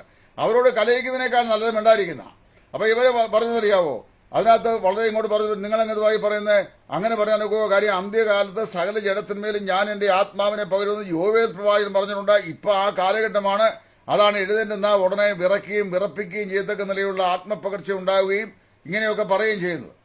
നിങ്ങൾ ആ ഭാഗം ഒന്ന് വായിച്ചും. ഈ യോവേൽ പ്രവാചകൻ പ്രവചിച്ചിരിക്കുന്നത് പത്തനംതിട്ട ജില്ലയിൽ പ്രസംഗിക്കുന്നത് എന്നോടാണോ അല്ല നിങ്ങളോടാണോ? യോവേൽ പ്രവാചകൻ പറഞ്ഞിരിക്കുന്നത് ഇസ്രായേൽ ജാതികളോടാണ്. അന്ത്യകാലത്ത് എന്ന് പറഞ്ഞു കഴിഞ്ഞാൽ ദൈവപുത്രനായ യേശുക്രിസ്തുവിനെ ഈ തള്ളിക്കളഞ്ഞ ഈ ഇസ്രായേൽ ജാതി ദൈവപുത്രനായ യേശുക്രിസ്തുവിലേക്ക്, അതായത് അവരെ കുത്തിയിട്ടുള്ളവരിലേക്ക് അവർ നോക്കുന്നൊരു സമയം വരും. ഏകജാതനെക്കുറിച്ച് എന്ന പോലെ അവനെക്കുറിച്ച് വിലപിക്കുന്നൊരു സമയം വരും. സക്രിയ പ്രവാചകൻ പറഞ്ഞിട്ടുണ്ട്, അന്നാളിൽ അവർ കുത്തിയിട്ടുള്ളവരിലേക്ക് അവർ നോക്കും. ഏകജാതനെക്കുറിച്ച് എന്ന പോലെ അവർ അവനെക്കുറിച്ച് വിലപിക്കും. അന്നാളിൽ യാക്കോബിന്റെ ശുദ്ധീകരണത്തിനായി ദൈവത്തിൽ നിന്ന് ഒരു നീരുറവ്, അതായത് ഒരു ഉറവ് തന്നെ പുറപ്പെട്ടിരിക്കും. അങ്ങനെ ഇസ്രായേൽ ഗ്രഹം മുഴുവൻ രക്ഷിക്കപ്പെടും എന്നാണ് അവിടെ ഇരിക്കുന്നത്. അപ്പോൾ ആ നാളുകളിൽ ദൈവസന്നയിൽ ആ ഇസ്രായേൽ ജാതിയുടെ ദേശീയമായിരിക്കുന്ന യഥാസ്ഥാപനത്തിൻ്റെ ശുശ്രൂഷയോട് ബന്ധപ്പെട്ട് ദൈവം ചെയ്യാൻ പോകുന്ന ഒരു പ്രവൃത്തിയാണ്. ആ നാട് ഞാൻ സകല ജഡത്തിന്മേലും എൻ്റെ ആത്മാവിനെ ആ ജാതിയോടാണ് പറയുന്നത്, ഇസ്രായേൽ ജാതിയോടാണ് പറയുന്നത്. അതിനകത്ത് നമുക്ക് ഇസ്രായേലുമായിട്ട് യാതൊരു ബന്ധവുമില്ലാതെ ജാതികളായാലും നമുക്ക് തന്നെ അതുമായിട്ട് ബന്ധം. അപ്പോൾ ഇവിടെ പറയപ്പെടുന്നത് ഈ പ്രവൃത്തികളുടെ പുസ്തകത്തിൽ പത്രോസ് അത് ഉത്തരിക്കുന്നതെന്തിനാന്ന് ചോദിച്ചു കഴിഞ്ഞാൽ, ഈ അവിടെ കൂടി വന്ന ആളുകൾ എല്ലാവരും 16ലധികം ഭാഷക്കാരായ ആളുകൾ ഓരോരുത്തരും താൻ ജനിച്ച തങ്ങളുടെ ഭാഷയിൽ ഇവർ ദൈവത്തിൻ്റെ മർമ്മങ്ങളെ സംസാരിക്കുന്ന കണ്ട് അവർ അത്ഭുതപ്പെട്ടു നിൽക്കുമ്പോൾ അവരോട് പത്രോസ് പറയുകയാണ്, യോവേൽ പ്രവാചകൻ പറഞ്ഞിട്ടുണ്ട് അന്ത്യകാലത്ത് ഇങ്ങനെയുള്ള കാര്യങ്ങൾ നടക്കും, അതായത് പരിശുദ്ധാത്മാവിൻ്റെ പ്രവൃത്തിയാൽ ഇത്തരം കാര്യങ്ങൾ നടക്കുമെന്ന് പ്രസ്താവിച്ചിട്ടുണ്ടെന്ന് പറയുമ്പോൾ അവിടെ തടിച്ചുകൂടിയ യഹൂദന്മാർക്ക് ഈ യോവേൽ പ്രവാചക പുസ്തകം അറിയാവുന്നവരാ. അവർ കേൾക്കുമ്പോൾ അവർക്ക് ആ കാര്യങ്ങൾ മനസ്സിലാവും. എനിക്ക് ഏറ്റവും ഇപ്പോൾ അതിശയമായി തോന്നുന്ന വിഷയം അറിയാവോ? വിദ്യാഭ്യാസം വർദ്ധിക്കുമ്പോഴും വാസ്തവത്തിൽ വിവരം വർദ്ധിക്കുക മനുഷ്യൻ ചെയ്യേണ്ടത്. പക്ഷേ വിദ്യാഭ്യാസം വർദ്ധിച്ചാലും ഇങ്ങനെയുള്ള ഈ അന്ധതയ്ക്കകത്തുനിന്ന് പിടി മാറാതെ ഇപ്പോഴും ഈ അബദ്ധജടിലമായിരുന്ന വിശ്വാസം വെച്ചുകൊണ്ടിരിക്കുകയും അത് പ്രചരിപ്പിക്കുകയും ചെയ്യുന്ന ഒരു സമൂഹത്തെ എനിക്ക് വാസ്തവത്തിൽ മനസ്സിലാക്കാൻ സാധിക്കുന്നില്ല. അപ്പോൾ അവർ പറയുന്ന ESന് അഭിഷേകം ഇല്ലാത്തതുകൊണ്ടാണ് ഇത് മനസ്സിലാകാത്തത്. അഭിഷേകം എന്താണെന്നറിയാൻ വയ്യാത്തവരായി ഈ അഭിഷേകം അറിയാവുന്ന എന്നോട് അഭിഷേകത്തെക്കുറിച്ച് പറയാൻ പറ്റുന്നത്. അതാ എനിക്ക് ഏറ്റവും വലിയ രസം. ഈ അഭിഷേകം എന്ന് പറഞ്ഞാൽ എന്താണെന്ന് അറിയാൻ വയ്യാത്തവരാ. അഭിഷേകം എന്ന് പറഞ്ഞാൽ എന്താണെന്ന് അറിയാവുന്ന എന്നോട് അഭിഷേകത്തെക്കുറിച്ച് പറയാൻ വരിക. എനിക്കത് കേൾക്കുമ്പോൾ ഒരു രസം തോന്നാറുണ്ട്. ഇവിടെ എന്താ പറയുന്നത്? Gift of prophecy shall be rolled away എന്ന് പറഞ്ഞാൽ തൽസ്ഥാനത്തുനിന്ന് അതിനെ ഉരുട്ടി മാറ്റിക്കളയും. ഞാൻ അതിന് ഉപയോഗിക്കുന്നത് നമ്മുടെ ഈ നാട്ടിലെ ഇപ്പോൾ മഴക്കാലമൊക്കെ കഴിഞ്ഞ് കഴിയുമ്പോൾ ഇപ്പോൾ ഉടൻ തന്നെ ഈ പബ്ലിക് വർക്ക്സ് ഡിപ്പാർട്ട്മെന്റ് വകയായിട്ടുള്ള റോളറുകളെല്ലാം റോഡിലിറങ്ങും, റോഡിന്റെ നിരത്തിന്റെ പണിക്ക് വേണ്ടി. ഇപ്പൊ ചെന്ന് നോക്കിയാൽ PWD ഓഫീസിന്റെ മുറ്റത്ത് അല്ലെങ്കിൽ അതിന്റെ കാട് പിടിച്ച സ്ഥലത്ത് കാടും കയറി ഈ ഉപകരണങ്ങളെല്ലാം അവിടെ കിടപ്പുണ്ട്. എന്നാൽ ഇതിനെ പൊടിയെല്ലാം തട്ടി ബാറ്ററിയൊക്കെ റീചാർജ് ചെയ്ത് ഈ മഴക്കാലം ഇങ്ങനെ കഴിയുമ്പോൾ റോഡ് പണിക്ക് വേണ്ടി ഇതിനെല്ലാം ഉരുട്ടി റോഡിലിറക്കും. അപ്പോൾ റോഡിൽ നിന്ന് ഈ പണിയെല്ലാം കഴിഞ്ഞു കഴിഞ്ഞാൽ it will be rolled away. എങ്ങോട്ടാ? PWDയുടെ ഓഫീസിന്റെ ഗ്രൗണ്ടിൽ കൊണ്ടുവന്നിട്ടേക്കും. ഇതാ ഈ പ്രവചനം സംബന്ധിച്ചും സംഭവിക്കുന്നത്. എന്ന് പറഞ്ഞു കഴിഞ്ഞാൽ ഈ പ്രവചനം പൂർണ്ണമായത് അംശമായി നൽകപ്പെട്ടുകൊണ്ടുന്ന ദൈവിക വെളിപ്പാടുകൾ അതിന്റെ പൂർണ്ണതയെ പ്രാപിക്കുന്നത് വരുത്തേക്കുള്ള ആവശ്യത്തിന് വേണ്ടിയാണ് നൽകപ്പെട്ടിരിക്കുന്നത്. അതിന്റെ പൂർണ്ണതയെ പ്രാപിച്ചു കഴിയുമ്പോൾ, അതായത് വിശുദ്ധ വേദപുസ്തകത്തിലെ തിരുവെഴുത്തുകളെ ദൈവം സമ്പൂർണ്ണമായി വെളിപ്പെടുത്തി നമുക്ക് തന്നു കഴിയുമ്പോൾ, the gift of prophecy shall be rolled away, അത് മാറ്റി കളയും. കാരണം പിന്നെ അതിന്റെ ആവശ്യമില്ല. അതിനാണ് ഇവിടെ പറയുന്നത്, ഞാൻ ശിശുവായിരുന്നപ്പോൾ ശിശുവിനെ പോലെ ചിന്തിച്ചു, ശിശുവിനുള്ളത് നിരൂപിച്ചു, ഞാൻ പുരുഷനായ ശേഷമോ ശിശുവിനുള്ളത് തേച്ചു കളഞ്ഞു. ഇത് ഞാനൊരു ഡിബേറ്റിൽ പറഞ്ഞതാണ്. അപ്പം നമ്മൾ ശിശുക്കളായിരുന്ന സമയത്ത്, കുഞ്ഞുങ്ങൾ ജനിച്ച സമയത്ത് നമുക്ക് ഈ ഇവിടെ ഈ കുഞ്ഞുങ്ങളെ അന്നത്തെ കാലത്ത്, ഇപ്പോഴാണ് ഈ മോഡേൺ എക്യുപ്മെന്റ്സ് എല്ലാം, അതായത് ഈ ഒരു സാധനങ്ങളെല്ലാം ഉണ്ടായിട്ടുള്ളത്. നാപ്കിനും ഒക്കെ ഉണ്ടായത് ഇപ്പോഴാണ്. പണ്ടൊക്കെ നമ്മുടെ വീടുകളിലൊക്കെ നമ്മുടെ അമ്മച്ചിമാരൊക്കെ വല്ല അപ്പച്ചന്മാരുടെ ഡബിളും ഒക്കെ അല്ലെങ്കിൽ കച്ചമുറിയൊക്കെ വലിച്ചു കയറി ആ കുഞ്ഞുങ്ങളുടെ അരയൊക്കെ കെട്ടി മറച്ചുകൊണ്ടിരുന്നത്. അങ്ങനെ മറയ്ക്കപ്പെട്ടവരാണ് നമ്മളെല്ലാം. പിന്നീട് ഇപ്പോഴത്തെ ഈ മോഡേൺ നാപ്കിൻസും ഒക്കെ വന്നിട്ടുള്ളത്. അത് പറയുന്നതിന് തന്നെ നാണംകേട്. അപ്പോൾ അങ്ങനെ വന്നിരുന്നു. ഇന്നത്തെ നാപ്കിനെക്കാട്ടി വൃത്തിയുള്ളായിരുന്നു അന്നത്തെ. ഒന്നുമല്ലേ കഴിയില്ല. ഇത് 12 മണിക്കൂറും കുഞ്ഞ് മലമൂത്രത്തിനകത്തിരുന്ന് കുതുന്ന നശിക്കുന്ന ഇന്നത്തെ ഉള്ളത്. അത് പോട്ടെ, അതെൻ്റെ വിഷയമല്ല. അപ്പം ഞാൻ പറഞ്ഞത് അങ്ങനെയാണ് നമ്മൾ ചെയ്തുകൊണ്ടിരുന്നത്. അത് കഴിഞ്ഞ് കുഞ്ഞ് വളർന്നുകൊണ്ടിരിക്കുകയാണ്. എവരിഡേ ഇതിൻ്റെ ഫിസിക്കൽ ബോഡി ഇത് ഡെവലപ്പ് ചെയ്തുകൊണ്ടിരിക്കുകയാണ്. അപ്പോൾ ഡെവലപ്പ് ചെയ്യുമ്പോൾ ഈ കുഞ്ഞ് അത് 6 മാസം കഴിഞ്ഞ് ഒരു വർഷമായപ്പോൾ നമ്മൾ കാച്ചട്ടയൊക്കെ തയ്ച്ചിടാൻ തുടങ്ങി. കൊച്ചുടുപ്പ് പെമ്പിള്ളേരാണെങ്കിൽ കൊച്ചുടുപ്പ് ഇടാൻ തുടങ്ങി. പിന്നെ അത് കഴിഞ്ഞ് കഴിയുമ്പോഴോ വളർച്ച മുമ്പോട്ട് വരുന്നതനുസരിച്ച് അതിൻ്റെ ശരീരത്തിൻ്റെ ആകാര വടിവുകൾക്കും വളർച്ചയ്ക്കും അനുസരിച്ചുള്ള വസ്ത്രധാരണം നമ്മൾ കൊടുക്കാൻ തുടങ്ങി. പെൺകുട്ടികൾക്കാണെങ്കിൽ അവർ നഗ്നത സമ്പൂർണ്ണമായി മറിയത്തക്ക നിലയിൽ അവർ ശരീരം മറ്റുള്ളവർ കാണാത്ത നിലയിൽ അവരെ മാതാപിതാക്കൾ വളരെ ശുഷ്കാന്തിയോടും വൃത്തിയോടും കൂടി അവരുടെ ശരീരത്തെ സൂക്ഷിച്ചു. ആൺകുട്ടികൾക്ക് അവരുടെ ശരീരത്തിന് വേണ്ടുന്നത് ഉണ്ടായിക്കൊടുത്തു. അങ്ങനെ മുമ്പോട്ട് കൊണ്ടുപോവുകയാണ്. അപ്പോൾ ഇങ്ങനെ കൊടുത്ത ശേഷം ഇവനൊരു 10-12 പയ്യനെ ഒരു 10, 12, 13 വയസ്സായി കഴിയുമ്പോൾ പിന്നെ മുഖത്ത് മീശയൊക്കെ കളിക്കാൻ തുടങ്ങി. 16 വയസ്സായി കഴിയുമ്പോൾ ഷേവ് ചെയ്യാൻ തുടങ്ങി. 20 വയസ്സ് 18 വയസ്സ് കഴിഞ്ഞപ്പോൾ 19 വയസ്സ് കഴിഞ്ഞപ്പോൾ അവൻ്റെ ടീനേജ് കഴിഞ്ഞു. അവൻ യുവത്വത്തിലേക്ക് പ്രവേശിച്ചു. അപ്പോൾ അവൻ പാൻസ് ഒക്കെ ഇടാൻ തുടങ്ങി. ബനിയൻ ബനാറീസ് 703 നെഞ്ചത്ത് മുദ്രയുള്ളത് അവൻ ധരിക്കാൻ തുടങ്ങി. പിന്നെ അങ്ങനെ മുമ്പോട്ട് നീങ്ങിയാണ്. ഞാൻ പറഞ്ഞത്, ഇവനെ ഈ പാൻസും ഒക്കെ ധരിച്ച് നല്ല വൃത്തിയായ വസ്ത്രവും ധരിച്ച് റോഡിലിറങ്ങുന്ന സമയത്ത് ഇവൻ ഈ പഴയ കാലത്ത് അവൻ്റെ ബാല്യകാലത്ത് 1 വയസ്സ് കാലത്ത് അവൻ്റെ അമ്മ കെട്ടിയിരുന്ന നാപ്കിൻ ഇപ്പോഴും വേണമെന്ന് നിലവിളിച്ചുകൊണ്ടിരുന്ന അമ്മ കെട്ടിക്കൊടുക്കുമോ? അല്ലെ ഇതും കെട്ടിക്കൊണ്ട് അവൻ നടക്കൂ? ഈ നാപ്കിൻ കെട്ടാനുണ്ടായിരുന്ന ഒരു സമയമുണ്ടായിരുന്നു. ആ സമയത്തേക്ക് മാത്രമുള്ളതായി നാപ്കിൻ. അത് കഴിഞ്ഞാൽ പിന്നെ അവന് ധരിക്കേണ്ടത് വ്യത്യസ്തമായിരിക്കുന്ന വസ്ത്രങ്ങളാണ്. അപ്പോൾ അവൻ്റെ ഫിസിക്കൽ ഡെവലപ്മെന്റിന് അനുസരിച്ചുള്ള വസ്ത്രധാരണമാണ് അവൻ്റെ മാതാപിതാക്കൾ അവനുണ്ടാക്കി കൊടുത്തിട്ടുള്ളത്. അപ്പോൾ അവന് 1, 2 ആരെങ്കിലും ഈ 1 വയസ്സ് ഉള്ളപ്പോൾ ഉപയോഗിച്ചിരുന്ന കാച്ചട്ട സ്മാരക വസ്തുവായി സൂക്ഷിച്ച് വീട്ടിൽ വെച്ചിട്ടുണ്ടോ? കണ്ടോ, ഇത് ഞാൻ ഉപയോഗിച്ചിരുന്നതാണ്. ഇത് കർത്താവ് വരുവോളോ അല്ലെങ്കിൽ എൻ്റെ മരണ ദിവസം വരെയും ഈ കാച്ചട്ട എൻ്റെ കൂടെ ഉണ്ടായിരിക്കും എന്ന് പറഞ്ഞ് ആരെങ്കിലും വെച്ചിട്ടുണ്ടോ? ഇതാ ഇപ്പോൾ ഇവർ പറഞ്ഞുകൊണ്ടിരിക്കുന്നത്. കർത്താവ് ഈ കൃപാവരങ്ങളെല്ലാം കർത്താവ് വരുന്നവരെ ഉണ്ടായെന്ന് പറഞ്ഞാൽ ഇവർ ഈ പറഞ്ഞ പോലെ ഈ കാച്ചട്ടയും നാപ്കിനും അന്ന് കെട്ടിയത് മരിക്കുന്നവരെയും ഉണ്ടായിരിക്കുന്നു. അപ്പോൾ ഇവരുടെ ശവപ്പെട്ടിക്ക് അതിന് കൊടുത്തയക്കാനായിരിക്കും ഈ നാപ്കിൻ. അങ്ങനെ ആരെങ്കിലും ചെയ്യുമോ? അപ്പോൾ വിവരം വേണ്ടേ, പരിജ്ഞാനം വേണ്ടേ? അപ്പോൾ ഇവിടെ പറയുന്നത് യാതൊന്നിൻ്റെ ആവശ്യം. ഇപ്പം എന്തിനാണ് നിങ്ങൾ പറയുന്നത്? നമ്മൾ ഈ എല്ലാ ഫീൽഡുകളിലും ഒരു 6 മാസം കഴിയുമ്പോൾ ഇങ്ങനെ മാറ്റങ്ങൾ വന്നുകൊണ്ടിരിക്കുക. മെഡിക്കൽ ഫീൽഡ് തന്നെ എന്തുമാത്രം മാറ്റം വരുന്നത്? 6 മാസം മുമ്പ് അഡ്മിനിസ്റ്റർ ചെയ്തൊരു മെഡിസിന് ഇപ്പോൾ ചില ഡോക്ടേഴ്സ് അത് ഉപയോഗിക്കില്ല. കാര്യം ടെക്നോളജി മാറി, മെഡിസിൻ മാറി, അതിൻ്റെ എക്സ്പെരിമെൻറ്റ്സ് കൂടുതൽ കണ്ടുപിടുത്തങ്ങളിലേക്ക് വന്നു. അപ്പോൾ കുറേ കൂടെ പ്രയോജനകരമായിട്ടുള്ള മെഡിസിനിലേക്ക് അതിൻ്റെ ആപ്ലിക്കേഷൻ അതൊക്കെ മാറി. അതുകൊണ്ട് ഈ മെഡിക്കൽ ടെക്നോളജി എപ്പോഴും ചേഞ്ച് ചെയ്തുകൊണ്ടിരിക്കുകയാണ്. കമ്പ്യൂട്ടർ ടെക്നോളജി എപ്പോഴും ചേഞ്ച് ചെയ്തുകൊണ്ടിരിക്കുകയാണ്. IT ടെക്നോളജി ഒക്കെ ചേഞ്ച് ചെയ്തുകൊണ്ടിരിക്കുകയാണ്. ഓട്ടോമൊബൈൽ ടെക്നോളജി അത് ചേഞ്ച് ചെയ്തുകൊണ്ടിരിക്കുകയാണ്. അപ്പോൾ അങ്ങനെ വന്നുകൊണ്ടിരിക്കുമ്പം ഇപ്പോൾ ഹൈബ്രിഡ് എഞ്ചിൻ ഇവിടെ ഇറങ്ങി. അവിടെ ഈ ഇറങ്ങി കഴിഞ്ഞപ്പോൾ ഇറങ്ങി അതോടെ വണ്ടിയും കൊണ്ട് ഇറക്കുക. ഇവിടുന്ന് പറയാം, ഞാൻ പഴയ കാലത്ത് റേഡിയേറ്റർ വെള്ളം ഒഴിക്കുന്ന വണ്ടിയാണ് ഉപയോഗിച്ചിട്ടുള്ളത്. അത് ഈ ഭൂമി ഉള്ളിടത്തോളം കാലവും വാഹനം ഉള്ളിടത്തോളം കാലവും ആ റേഡിയേറ്റർ സംവിധാനമുള്ള വണ്ടി ഉണ്ടായിരിക്കും. അത് ആവശ്യമാണെന്ന് പറഞ്ഞുകൊണ്ട് കഴിഞ്ഞാൽ ഇവരെ എന്തുവാ നമ്മൾ പറയണ്ടേ? ഇത് തന്നെ അവിടെ പറഞ്ഞുകൊണ്ടിരിക്കുന്നത് പ്രബോധനപരമോ അത് നീങ്ങിപ്പോകും. It shall be rolled away. ഇപ്പം അതിൻ്റെ ആവശ്യമില്ല. എന്നാൽ അവിടെ പറയുന്നത് ഭാഷാപരമോ അത് നിന്നു പോകും. ആ നിന്നു പോകും എന്നതിനെ ഗ്രീക്കിൽ വിശുദ്ധ ബൈബിൾ ഉപയോഗിക്കുന്ന വാക്കൊരു മിഡിൽ വോയിസിലാണ് ഉപയോഗിച്ചത്. ഞാൻ പല പ്രാവശ്യം പറഞ്ഞിട്ടുണ്ട്. പക്ഷേ എത്ര പറഞ്ഞാലും ഞാൻ ഈ പറയുന്ന കാര്യം ബുദ്ധിയോടൊക്കെ മനസ്സിലാക്കാൻ കഴിയുള്ളൂ. ഒരു ആവറേജ് മനുഷ്യന് മനസ്സിലാക്കുകയില്ല. കടന്നറിയാമോ?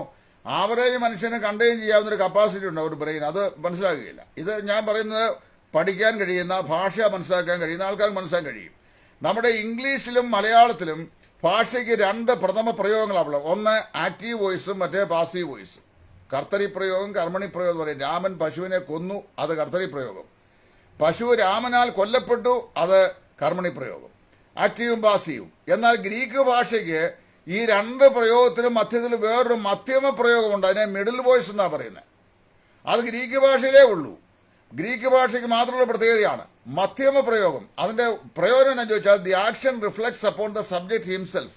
അതാണ് ചെയ്യുന്ന പ്രവൃത്തി ആര് ചെയ്യുന്നു അവൻ്റെ മേൽ തന്നെ മടങ്ങി വരുന്ന അനുഭവമാണ് അതുകൊണ്ടാകുന്നത്. മിഡിൽ വോയിസ് എന്ന് പറയും. അപ്പോൾ ആ മിഡിൽ വോയിസ് അർത്ഥം മനസ്സിലാക്കണം. പരിഹസിക്കാൻ മാത്രം ഇരുന്നാൽ പോരാ. ഈ പരിഹസിക്കുക എന്ന് പറഞ്ഞാൽ വായിക്കുന്നവനും പരിജ്ഞാനം പ്രാപിക്കുന്നവനും പഠിക്കാൻ ഇഷ്ടമുള്ളവരും മാത്രമേ. പഠിക്കാൻ ആവശ്യമില്ലാതെ പഠിക്കാതെ ഉപദേശിക്കാൻ നടക്കുന്ന ആൾക്കാരുണ്ട്. അധ്യാപകൻ്റെ കസേരയെ വിദ്യാർത്ഥി കരുതി ഞാൻ പഠിപ്പിക്കാമെന്ന് പറയുന്ന പോലെ ഇന്നത്തെ കാലത്തെ പല ആളുകളും. മറ്റൊന്ന്, ഞങ്ങളൊക്കെ എന്ന് പറഞ്ഞാൽ ബൈബിൾ സ്റ്റുഡൻസ് ആയിപ്പോഴും. ഞാനിപ്പോഴും വേദ വിദ്യാർത്ഥിയാണ്.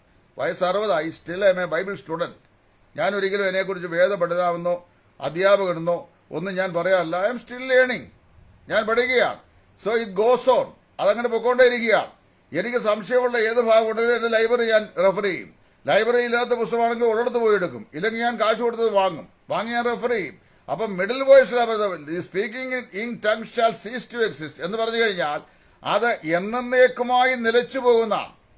ഡോക്ടർ ലൂക്കോസ് അദ്ദേഹം അന്നത്തെ കാലത്ത് ഒരു അപ്പോത്തിഗിരിയായിരുന്നു. കർത്താവായ യേശു ക്രിസ്തുവിന്റെ കാലത്തെ അപ്പോത്തിഗിരി. ഇരമ്യാ പ്രവാചകന്റെ പുസ്തകം 8-9 അധ്യായങ്ങളിൽ ഈ അപ്പോത്തിഗിരികളെ കുറിച്ച് പറയുന്നത്. ഈ അപ്പോത്തിഗിരി അത്യാവശ്യമായിരുന്ന ഈ കത്തികൾ കൊണ്ട് അത്യാവശ്യമായ ആ കാലത്തെ ശസ്ത്രക്രിയകൾ ചെയ്യുകയും അപ്പോൾ തന്നെ ആയുർവേദ തൈലം കൊണ്ടും മെഡിസിൻ കൊണ്ടും ട്രീറ്റ് ചെയ്യുകയും ചെയ്യുന്ന ആളുകളുടെ പേരാണ് അപ്പോത്തിഗിരികൾ എന്ന് പറയുന്നത്. നമ്മുടെ കാലത്തെ പഴയ കാലത്തെ ഡോക്ടർമാരെയൊക്കെ അപ്പോത്തിഗിരികൾ നമ്മുടെ പൂർവ്വപിതാക്കന്മാർ പറഞ്ഞിട്ടുണ്ട്. എനിക്കിപ്പോഴും ഓർമ്മയുണ്ട്. പത്തനംതിട്ട തേറകത്തൊരു ഡോക്ടർ ഉണ്ടായിരുന്നു. എൻ്റെ ബാല്യകാലത്ത് ഞങ്ങൾ തൊട്ടടുത്ത് താമസിക്കുന്ന അയലോക്കത്തെ അമ്മച്ചി പറയും, പനി വരുമ്പോൾ നമുക്ക് തേറകത്തെ അപ്പോത്തിഗിരിയുടെ അടുത്ത് പോയി ഒരു സൂചി വെച്ചിട്ട് വരാമെന്ന്. സൂചി വയ്ക്കാന്ന് പറഞ്ഞാൽ ഇഞ്ചക്ഷൻ എടുക്കാതാണ് പറയുന്നത്. ഈ ഇഞ്ചക്ഷൻ എന്തിനാണെന്ന് പോലും അന്നത്തെ പിതാക്കന്മാർക്കോ മാതാക്കൾക്കോ അറിയത്തില്ല കാര്യം. അവർക്ക് അത്രയും പരിജ്ഞാനേ ഉള്ള കാര്യത്തെക്കുറിച്ച് നമുക്കും അറിയാൻ വയ്യ. അന്നൊരു പനി ഇത്രയും കാര്യം അറിയാം. അവിടെ ചെന്ന് കഴിഞ്ഞാൽ ഡോക്ടർ ഒരു ഇഞ്ചക്ഷൻ തരും. പനി അങ്ങ് ടെമ്പറേച്ചർ അങ്ങ് കുറയും. അവരെ പറഞ്ഞ് നമുക്ക് എന്ത് ചെയ്യാം, തേറകത്തെ അപ്പോത്തിഗിരിയുടെ അവിടെ ചെന്നിട്ട് ഒന്ന് സൂചി വെച്ചിട്ട് വരാമെന്ന് പറയും. ഇത്രയും അവർ പറഞ്ഞ ആശയം കമ്മ്യൂണിക്കേറ്റ് ചെയ്തു, ഐഡിയ കമ്മ്യൂണിക്കേറ്റ് ചെയ്തു. അത്രയും ചെയ്താൽ മതി. അല്ല അതിൻ്റെ സയൻറ്റിഫിക് മെത്തഡോളജിയും അതിൻ്റെ എറ്റിമോളജിയും ഒന്നും പഠിക്കേണ്ട ആവശ്യം അവർക്കില്ലായിരുന്നു. അപ്പോൾ ഇവിടെ എന്നെ ചോദിച്ചു കഴിഞ്ഞാൽ ഇവിടെ സംഭവിച്ചതെന്നാന്ന് ചോദിച്ചു കഴിഞ്ഞാൽ ഈ speaking in tongues or gift of tongues shall cease to exist എന്ന് പറഞ്ഞാൽ അത് യാതൊരു ആവശ്യത്തിനായിട്ട് പുറപ്പെട്ടു വന്നോ അത് അതിൽ തന്നെ നിലച്ചു പോകും. എങ്ങനെയാണെന്ന് ചോദിച്ചു കഴിഞ്ഞാൽ നമ്മുടെ കയ്യിലിരിക്കുന്ന ഒരു എനർജൈസിങ് ബാറ്ററി, ആ ബാറ്ററിക്ക് അതൊരു ഇൻബിൽറ്റ് പവറുണ്ട്. ആ പവർ യൂസ് ചെയ്യുന്നവരും കുറഞ്ഞു വരികയാണ്. അങ്ങനെ കുറഞ്ഞു വന്നിട്ട് there comes a last moment, അതിൻ്റെ ലാസ്റ്റ് എനർജിയും കൂടെ വാഷ് ഔട്ട് ആകും. കാര്യം that energy contained within the cell and it work for a long hours. അല്ലെങ്കിൽ അതിനുവേണ്ടി നിയമിക്കപ്പെട്ട അത്രയും സമയം അത് വർക്ക് ചെയ്യണമെന്നറിയാമോ. So as the battery was being used the power was kept reduced. അത് ഒടിവ് വന്നു കഴിയുമ്പോൾ it ultimately finished, completed and it become useless. ഇതാണ് ഈ ഗിഫ്റ്റ് ഓഫ് ടങ്, അന്യഭാഷയെക്കുറിച്ച് ഉപയോഗിക്കുന്ന വാക്കിൻ്റെ ഗ്രീക്കിലെ അർത്ഥം. ഇനി ഇതിനപ്പുറത്ത് പറഞ്ഞാൽ എനിക്കറിയാൻ വയ്യ. പറയാൻ എനിക്കറിയാം, പക്ഷേ ഈ സോഷ്യൽ മീഡിയയിൽ കൂടി പറഞ്ഞു കഴിഞ്ഞാൽ കേൾക്കുന്ന പബ്ലിക്കല്ലോ, എല്ലാവരുടെയും ഐക്യം ഒരുപോലല്ലോ. പറയാൻ എനിക്കറിയാം, പറയാൻ കുഴപ്പമൊന്നുമില്ല. കാര്യം വാദിക്കാൻ മനസ്സുള്ളവർ വന്നാൽ മതി, ഞാൻ പറഞ്ഞുതരാം. ഈ മിഡിൽ വോയിസിൻ്റെ പ്രയോഗം എങ്ങനെയാണ്? അതായത് the action reflects upon the subject it self. തീർന്നു. ഭാഷാപരമോ അത് നിന്നു പോകും, ജ്ഞാനമോ അത് നീങ്ങിപ്പോകും. ദൈവത്തിൽ നിന്ന് നേരിട്ട് വെള്ളപ്പാട് പ്രാപിക്കാനോ ദൈവത്തിൽ നിന്ന് നേരിട്ട് വിവരങ്ങൾ മനസ്സിലാക്കാനുള്ള പ്രത്യേകമായ വരം. അതാണ് ഈ വസ്തു വിറ്റേച്ച് ഇത്ര രൂപയ്ക്കാണോ വിറ്റേന്ന് ചോദിച്ചപ്പോൾ ആണെന്ന് കള്ളം പറഞ്ഞ ദമ്പതികൾ, നിങ്ങൾ ദൈവത്തിന്റെ പരിശുദ്ധാത്മാവിനോട് വ്യാജം കാണിക്കാൻ ഇങ്ങനെ ഒത്തത് എന്ന് പത്രോസ് ചോദിക്കുക, അവർ വീണ് ചത്തുപോവുകയും ചെയ്യാൻ കാരണം അത് ദൈവത്തിൽ നിന്ന് പ്രാപിച്ച പ്രത്യേകമായ ജ്ഞാനമാണ്. പക്ഷേ അങ്ങനെയുള്ള ജ്ഞാനം ഇപ്പം നമുക്ക് ആർക്കുമില്ല. നാളെ രാവിലെ നമ്മൾ ഇവിടുന്ന് പുറപ്പെട്ടു പോയാൽ നമ്മളെ പോകുന്ന വഴിക്ക് നമുക്ക് എന്തെല്ലാം കാര്യങ്ങൾ സംഭവിക്കും, മടങ്ങി വരുമോ തിരിച്ചു വരുമോ, ഇവ കാര്യങ്ങളെക്കുറിച്ചൊന്നും മുൻകൂട്ടി പറയാൻ നമുക്ക് സാധിക്കുകയില്ല. എന്നാൽ ചുരുക്കം ചില ആളുകൾക്ക് ഒരു പ്രത്യേക സംഗതിയുണ്ട്, ഇൻഡ്യൂഷൻ എന്ന് പറയും. അതായത് ഇന്ദ്രിയേതര ജ്ഞാനം. ആ ഇൻഡ്യൂഷനെ കുറിച്ച് പഠിക്കണമെങ്കിൽ അതിൻ്റെ തന്നെ ശാഖകളുണ്ട്. ആ ഇൻഡ്യൂഷൻ ശാഖകളുണ്ട് പഠിക്കാൻ. അതിന് നല്ല പുസ്തകങ്ങളൊക്കെ ധാരാളമുണ്ട്. ഡോക്ടർ JR മർഫിയൊക്കെ എഴുതിയിട്ടുള്ള മനോഹരമായ പുസ്തകങ്ങൾ. പക്ഷേ അവർ വായനാശീലം വേണം. വായിക്കുന്ന കാര്യം ഗ്രഹിക്കാനുള്ള കഴിവും വേണം. ചുമ്മാ വായിച്ചിട്ട് കാര്യമുണ്ടോ? അമ്പാടൻ ആലപ്പിക്ക് പോയതുപോലെ പുസ്തകം വായിച്ച് അലമാരിക്കകത്ത് മിക്കവാറും ഉള്ള വീടുകളിലൊക്കെ ഈ പുസ്തകം വാങ്ങിച്ച് വലിയ വായനക്കാരാണെന്ന് കാണിക്കാൻ വേണ്ടി ഞാൻ കണ്ടു. പുസ്തകം വാങ്ങിച്ചിട്ട് അലമാരിക്കകത്ത് ഇങ്ങനെ അടുക്കി നല്ല അറേഞ്ച് ചെയ്ത് വെച്ചിരിക്കുക. ജീവിതത്തിൽ ആ പുസ്തകത്തെ തൊട്ടിട്ടില്ല. കാരണം എന്താ വെച്ചാൽ ഞാൻ എൻ്റെ വീട്ടിൽ ചെന്ന് കഴിഞ്ഞപ്പോൾ വളരെ റെയറായിട്ട് ഒരു പുസ്തകം അലമാരിക്കകത്തുണ്ട്. അപ്പം ഞാൻ പറഞ്ഞു, ബ്രദറെ ആ ബുക്ക് ഒന്ന് കാണണ്ടേ. അപ്പോൾ ബുക്ക് വലിയ കാര്യത്തിൽ വലിയ ആവേശം എടുത്തു കഴിഞ്ഞപ്പോൾ അതിൻ്റെ ഒറ്റ പേയും തുറക്കാൻ പോയി. എല്ലാം ഇങ്ങനെ വട്ടപ്പശോട് ഒട്ടിയിരിക്കുക. കാരണം അറിയാവോ, ജീവിതകാലത്ത് തുറന്നിട്ടില്ല. ഇത് ഷോയ്ക്ക് വെച്ചിരിക്കുക എന്ന് പറഞ്ഞാൽ ആൾക്കാർ ചിന്തിക്കണം ഇദ്ദേഹം വളരെ വായിക്കുകയൊക്കെ ചെയ്യുന്ന ആളാണ്. അങ്ങനെയുള്ള ബുദ്ധിമാന്മാർ വാങ്ങിക്കുന്ന പുസ്തകം പറയല്ലേ, ഈ പുസ്തകം വായിക്കണം. ഞാൻ പറഞ്ഞുതരാം, ഇൻഡ്യൂഷനെ കുറിച്ചൊക്കെ വായിക്കണമെങ്കിൽ ഒരു 25 പുസ്തകം ഇപ്പോൾ ഉൾപ്പെടെ കാണാപ്പാടം പറഞ്ഞുതരാം. അപ്പോൾ അത് വാങ്ങി വായിച്ചാൽ മതി. അതെന്താണെന്ന് ചോദിച്ചാൽ സ്വതവേ പഠിച്ചിട്ടില്ലാത്തതും മുന്നമേ കമ്മ്യൂണിക്കേറ്റ് ചെയ്യപ്പെടില്ലാത്തതുമായ ചില യാഥാർത്ഥ്യങ്ങളെക്കുറിച്ച് വളരെ സഡൻലി വളരെ ക്വിക്ക്ലി തന്നെ ഒരാളുടെ മനസ്സിലുണ്ടാകുന്ന ഇൻഫോർമേഷനാണ് ഇൻഡ്യൂഷൻ എന്ന് പറയുന്നത്. അതിൻ്റെ കാരണം എന്താണെന്ന് മെഡിക്കൽ സയൻസ് സൈക്കോളജിയൊക്കെ ഇപ്പോഴും അന്വേഷിച്ചുകൊണ്ടിരിക്കുകയാണ്. സൈക്കോളജിസ്റ്റൊക്കെ അന്വേഷിച്ചുകൊണ്ടിരിക്കുകയാണ്. അത് ആൾക്കാർക്ക് ഇന്ദ്രിയേതര ജ്ഞാനം എന്നാണ് പറയുന്നത്. അതുള്ള ചുരുക്കം ചില ആൾക്കാരുണ്ട്. അതിനെ വേദപുസ്തകത്തിൽ പറയപ്പെടുന്ന ജ്ഞാനവുമായി യാതൊരു ബന്ധവുമില്ല. ഇവിടെ പറയപ്പെടുന്ന ജ്ഞാനം ദൈവം പരിശുദ്ധാത്മ നൽകിയ പ്രത്യേകമായ ജ്ഞാനമാണ്. അത് നിന്നു പോകുന്ന പറഞ്ഞത്. അല്ലാതെ ഈ വേർപാടുകാർ വിടുന്നതുകൊണ്ട് ജ്ഞാനവരെ നിന്ന് പോയി ബാക്കി ഇന്ന് ഭൂമിയിലുള്ളതെല്ലാം പോഷന്മാരാണ്, മണ്ടശിരോമണികളാണ്, അവർക്കൊന്നും അറിയാൻ വയ്യ എന്ന് പറയുന്ന ജ്ഞാനത്തെക്കുറിച്ചല്ല. ചുമ്മാതിങ്ങനെ പറഞ്ഞുകൊണ്ടിരിക്കുക. നിങ്ങളൊരു കാര്യം ചെയ്യേ, ഞാൻ നിങ്ങളോട് ഒരു കാര്യം വളരെ വിനീതമായിട്ട് പറയാം. നിങ്ങൾ ഈ ഭാഗം ഒന്ന് വായിച്ച് പഠിക്കുക. എത്രയോ ലിറ്ററേച്ചറുകൾ നമുക്ക് മനസ്സിലാക്കാനായിട്ട് പുസ്തകം സുലഭമായി ലഭിച്ചിട്ടുണ്ട്. വായിച്ചിട്ട് നിങ്ങളുടെ മുൻവിധികൾ മാറ്റിയിട്ട് നിങ്ങളുടെ ചർച്ച് ബാക്ക്ഗ്രൗണ്ടിൽ നിങ്ങളുടെ പാസ്റ്റർമാർ നിങ്ങളെ പറഞ്ഞ് പഠിപ്പിക്കുകയും നിങ്ങളെ വിശ്വസിപ്പിക്കുകയും ചെയ്തിട്ടുള്ള കേവലം നിങ്ങളുടെ പ്രജുഡീസസ് ഒക്കെ നിങ്ങൾ അത് മാറ്റിയിട്ട് എന്ത് ചെയ്യുക, അത് വന്നിട്ട് നിങ്ങൾ വായിച്ച് നന്നായിട്ട് വായിച്ചു കഴിഞ്ഞാൽ നിങ്ങൾക്ക് മനസ്സിലാകും. അല്ല ആരെങ്കിലും എന്തെങ്കിലും പറഞ്ഞ് നിങ്ങളുടെ ബ്രെയിനകത്ത് നിങ്ങൾ ഫീഡ് ചെയ്യുന്ന കാര്യങ്ങൾ വെച്ചുകൊണ്ട് ചുമ്മാ പറഞ്ഞുകൊണ്ടിരുന്ന വല്ല കാര്യമുണ്ടോ? നിങ്ങൾ വായിച്ചു പഠിക്കുക. വായിച്ചു പഠിക്കുമ്പോൾ ആ കാര്യങ്ങൾ നിങ്ങൾ മനസ്സിലാകും. മനസ്സിലായി കഴിയുമ്പോൾ നിങ്ങൾക്ക് ഗ്രാഹ്യത ഉണ്ടാകും. ഗ്രാഹ്യത ഉണ്ടായി കഴിയുമ്പോൾ നിങ്ങൾ നിങ്ങളുടെ സ്റ്റാൻഡ് വിടും എന്ന് പറഞ്ഞാൽ നിങ്ങളുടെ ചിന്താഗതികൾക്ക് മാറ്റം ഉണ്ടാകും. ഇത് അന്ന് പഠിപ്പിച്ച് പാസ്റ്റർ പറഞ്ഞു വെച്ചേക്കുക, ബ്രദറുകാർക്ക് ആത്മാവില്ല. ശരി, ബ്രദറുകാരനെ കണ്ട ഉടനെ അവൻ ആത്മാവില്ലാത്തവനാ, അഭിഷേകമില്ലാത്തവനാ, പിന്നെ കൃപാവരങ്ങളില്ലാത്തവനാ, പിന്നെ ഒന്നുമില്ലാത്തവനാ. എന്ന് പറഞ്ഞിങ്ങനെ പറഞ്ഞു വെച്ചിരിക്കുക. ഇത് പറഞ്ഞുകൊണ്ടേയിരിക്കും രാവും പകലും തന്നെ. അത് ചേനാക്കാരുടെ പ്രാർത്ഥന പോലെ നിങ്ങൾ പ്രിപ്പയർ ചെയ്തുകൊണ്ടിരിക്കുക. ഇത് വായിക്കുക. ഭാഷാപരമോ അത് നിന്നുപോകും, പ്രവചനപരമോ അത് നീങ്ങിപ്പോകും, ജ്ഞാനമോ അത് നീങ്ങിപ്പോകും. ഇപ്പോൾ നാം അംശമായി മാത്രം അറിയുന്നു. അതായത് കൊരിന്ത്യലേഖനത്തിൽ അപ്പോസ്തലനായ പൗലോസ് അവർക്ക് എഴുതുന്ന ഈ സമയത്ത് അവിടെ പറയുകയാണ്, ദൈവിക വെളിപ്പാടുകളെ സംബന്ധിച്ച് ഇപ്പോൾ നിങ്ങൾക്കുള്ളത് കേവലം പാർഷ്യൽ നോളജാണ്. അംശമായി മാത്രം നാം അറിയുന്നു, അംശമായി മാത്രം നാം പ്രവചിക്കുന്നു. When that which is perfect is come, that which is in part shall be done away. പൂർണ്ണമായത് വരുമ്പോൾ അംശമായത് നീങ്ങിപ്പോകും. പൂർണ്ണമായത് വന്നു. അപ്പോൾ ചോദിക്കുന്ന ചോദ്യം എപ്പോൾ വന്നു? എപ്പോൾ വന്നെന്ന് ചോദിച്ചാൽ ലാസ്റ്റ് ബുക്ക് വന്നു കഴിഞ്ഞപ്പോൾ അതും വന്നു. ഇനി അതിന് മുമ്പ് തന്നെ വന്നു എന്ന് ഞാൻ പറഞ്ഞിട്ടുണ്ട്. അതിനെന്നെ കുറേയൊക്കെ ആക്ഷേപിച്ച ആൾക്കാർ. എപ്പോഴറിയാവോ? പൗലോസിന്റെ 2 പദപ്രയോഗങ്ങളുടെ വിനിയോഗം ഈ ലേഖനങ്ങൾ ഞാൻ പറഞ്ഞു. Gnosis and epignosis. നോസിസ് എന്ന് പറഞ്ഞാൽ partial revelation leads to completion എന്നതിൻ്റെ അർത്ഥം.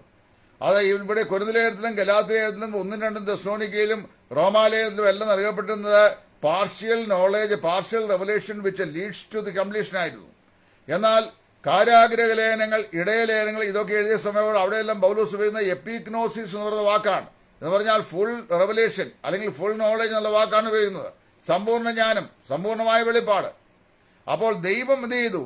സമ്പൂർണ്ണമായ ദൈവം നൽകിയ ഈ വെളിപ്പാടുകൾ അതിന്റെ പൂർണ്ണതയെ പ്രാപിച്ച ഒരു സമയമുണ്ട്. ആ സമയം വന്നു കഴിഞ്ഞപ്പോൾ ഈ പറയപ്പെട്ട താൽക്കാലികമായൊക്കെ നീങ്ങിപ്പോയി. അപ്പോൾ ഇന്ന് അന്യഭാഷാ ഭാഷന്റെ ആവശ്യം ദൈവസഭയ്ക്കില്ല. ഇന്ന് പ്രവചനത്തിന്റെ ആവശ്യം ദൈവസഭയ്ക്കില്ല. ഇന്ന് ദൈവത്തിൽ നിന്ന് നേരിട്ട് ജ്ഞാനം പ്രാപിച്ച് ഏതെങ്കിലും പുതുതായ വെളിപ്പാട് പ്രാപിക്കാൻ നമുക്ക് ആവശ്യമില്ല. കാരണം അറിയാമോ, പത്രോസിന്റെ 2-ാം ലേഖനം 1-ാം അധ്യായത്തിന്റെ 3-ാം വാക്യത്തിൽ പത്രോസ് പറയുന്നു, തന്റെ കൃപയാലും വീര്യത്താലും നമ്മുടെ ജീവനും ഭക്തിക്കും വേണ്ടുന്നതെല്ലാം അവൻ മുന്നേറിയിരിക്കുന്നുവല്ലോ. നമ്മുടെ ജീവനും നമ്മുടെ ഭക്തിക്കും വേണ്ടുന്നതെല്ലാം ദൈവം അവിടെ മുന്നേറിയിട്ടുണ്ട്. അത് ധാരാളം മതി. ഇപ്പം നമുക്ക് ലഭിക്കുന്നത് പ്രവചനമല്ല, ഇപ്പോൾ ലഭിക്കുന്നത് ഭാഷാപരമല്ല, ഇപ്പോൾ ലഭിക്കുന്നത് ജ്ഞാനപരമല്ല, ഇപ്പോൾ ലഭിക്കുന്നത് ഇലൂമിനേഷനാണ്, പ്രകാശനമാണ്. ഒരു വേദഭാഗം നമ്മൾ എടുക്കുന്നു, നാം വായിക്കുന്നു, നാം ധ്യാനിക്കുന്നു, ദൈവാത്മാവ് നമ്മുടെ ഹൃദയത്തിൽ സംസാരിക്കുന്നു. ആ വചനത്തിലൂടെ നമുക്ക് പ്രകാശനം ലഭിക്കുന്നു. ആ പ്രകാശനം നാം പൊതുപ്രയോജനത്തിനായി പറഞ്ഞു കൊടുക്കുന്നു. കേൾക്കുന്നവർക്ക് ആത്മീയ വർധനമുണ്ടാകുന്നു, അവർ അനുഗ്രഹിക്കപ്പെടുന്നു, ദൈവനാമം മഹത്വപ്പെടുന്നു, നാം വീട്ടിലേക്ക് പോകുന്നു. ഇതാ ഇന്ന് സംഭവിക്കുന്നത്. അതുകൊണ്ട് നിങ്ങൾ ദയവ് ചെയ്ത് ഒരു കാര്യം ചെയ്യുക, നിങ്ങളുടെ കാല് പിടിച്ച് ഞാൻ പറയാം, ഒന്നുകിൽ നിങ്ങൾ പഠിക്കാൻ മനസ്സ് വെച്ച് പഠിക്കുക, അല്ലെങ്കിൽ പഠിച്ചവർ പറയുന്ന മനസ്സിലാക്കുക. അല്ലാതെ രാപകൽ ഇങ്ങനെ പറഞ്ഞുകൊണ്ട് വല്ല കാര്യമുണ്ടോ? എന്തെങ്കിലും പ്രയോജനമുണ്ടോ? നയാ പൈസയുടെ ഉപകാരമുണ്ടോ? ഇല്ല. ഇത് ഞാൻ എവിടെയും പറയും.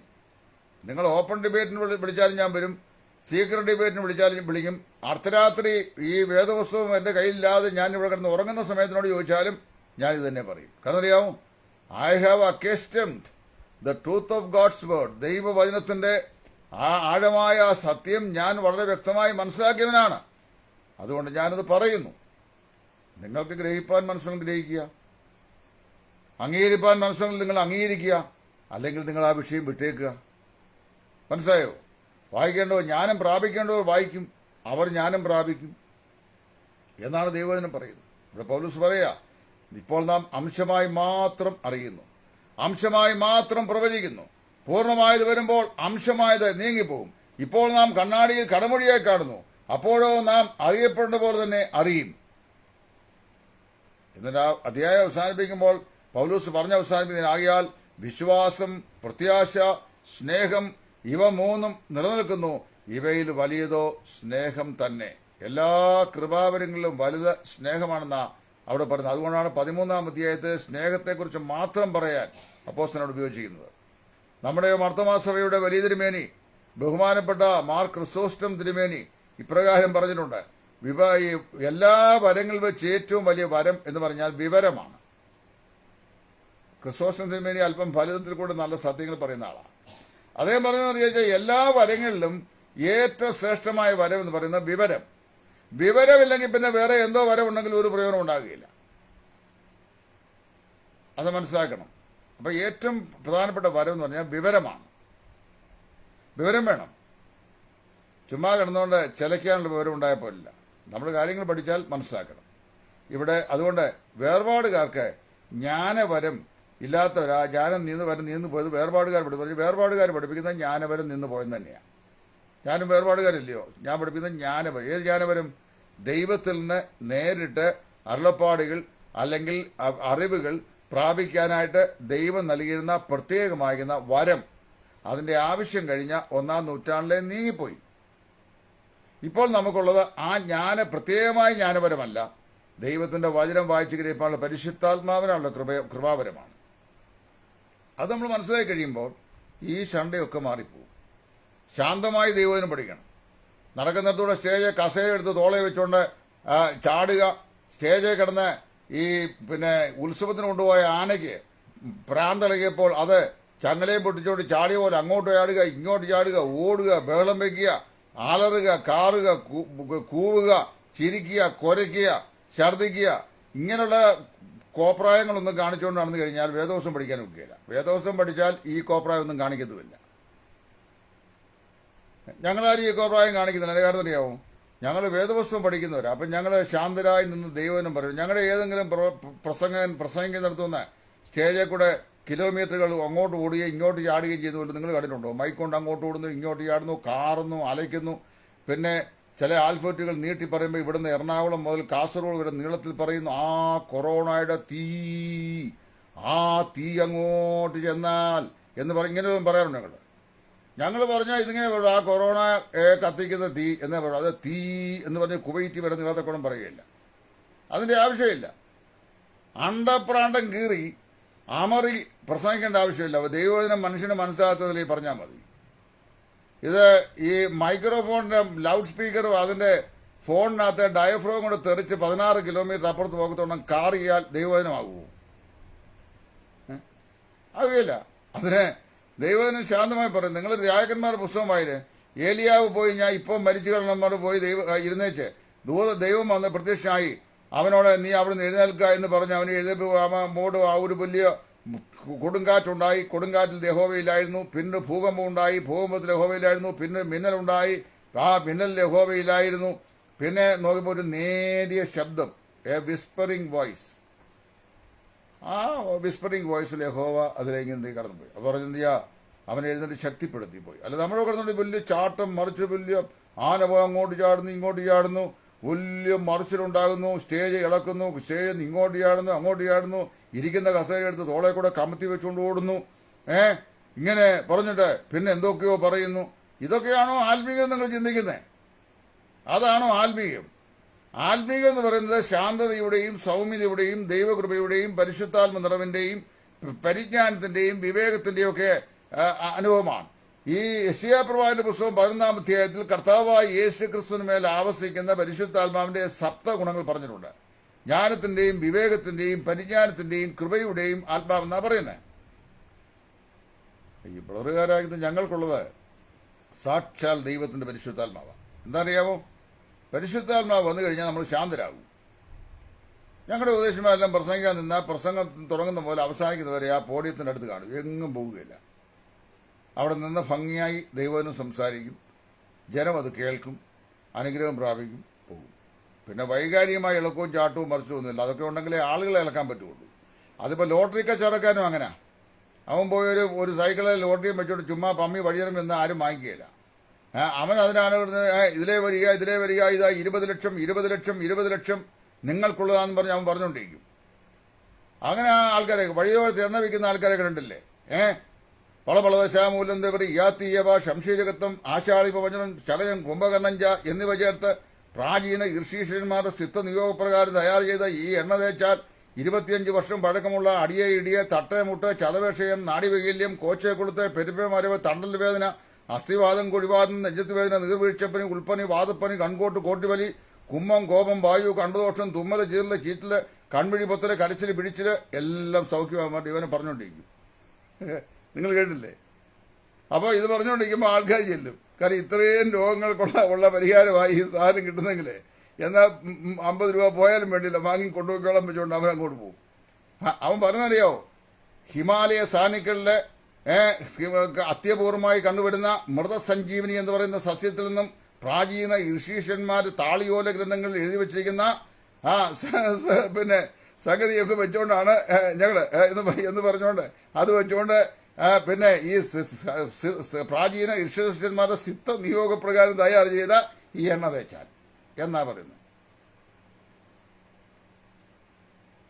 ദൈവവചനം പ്രസംഗിക്കുന്നവൻ ഈ പറയപ്പെട്ട സംവിധാനമൊന്നും വേണ്ട. അവന് ദൈവകൃപയും വചനത്തിനുള്ള പരിജ്ഞാനവും മാത്രം മതി. അത് പറഞ്ഞാൽ പ്രവർത്തിക്കുന്ന പരിശുദ്ധാത്മാവാണ്. അറിയാവോ? അത് മനസ്സിലാക്കണം. ഞാൻ തൽക്കാലം നിർത്തുന്ന കാര്യം, അല്ലെ ഇനി ആരെങ്കിലും എന്നെ കല്ലെറി. അതുകൊണ്ട് ഞാൻ ഇന്ന് രാത്രി ഇവിടെ നിർത്തുകയാണ്. ദൈവം പരിജ്ഞാനത്തിൻ്റെയും വിവേകത്തിൻ്റെയും ആത്മാവിനെ എല്ലാവർക്കും നൽകട്ടെ എന്ന് പ്രാർത്ഥിക്കുന്നു. കർത്താവിൻ്റെ നാമത്തെ മഹത്വപ്പെടുത്തുന്നു. കർത്താവിൻ്റെ വിലയിൽ സുവിശേഷകൻ Titus from Idayarmula. Thank U.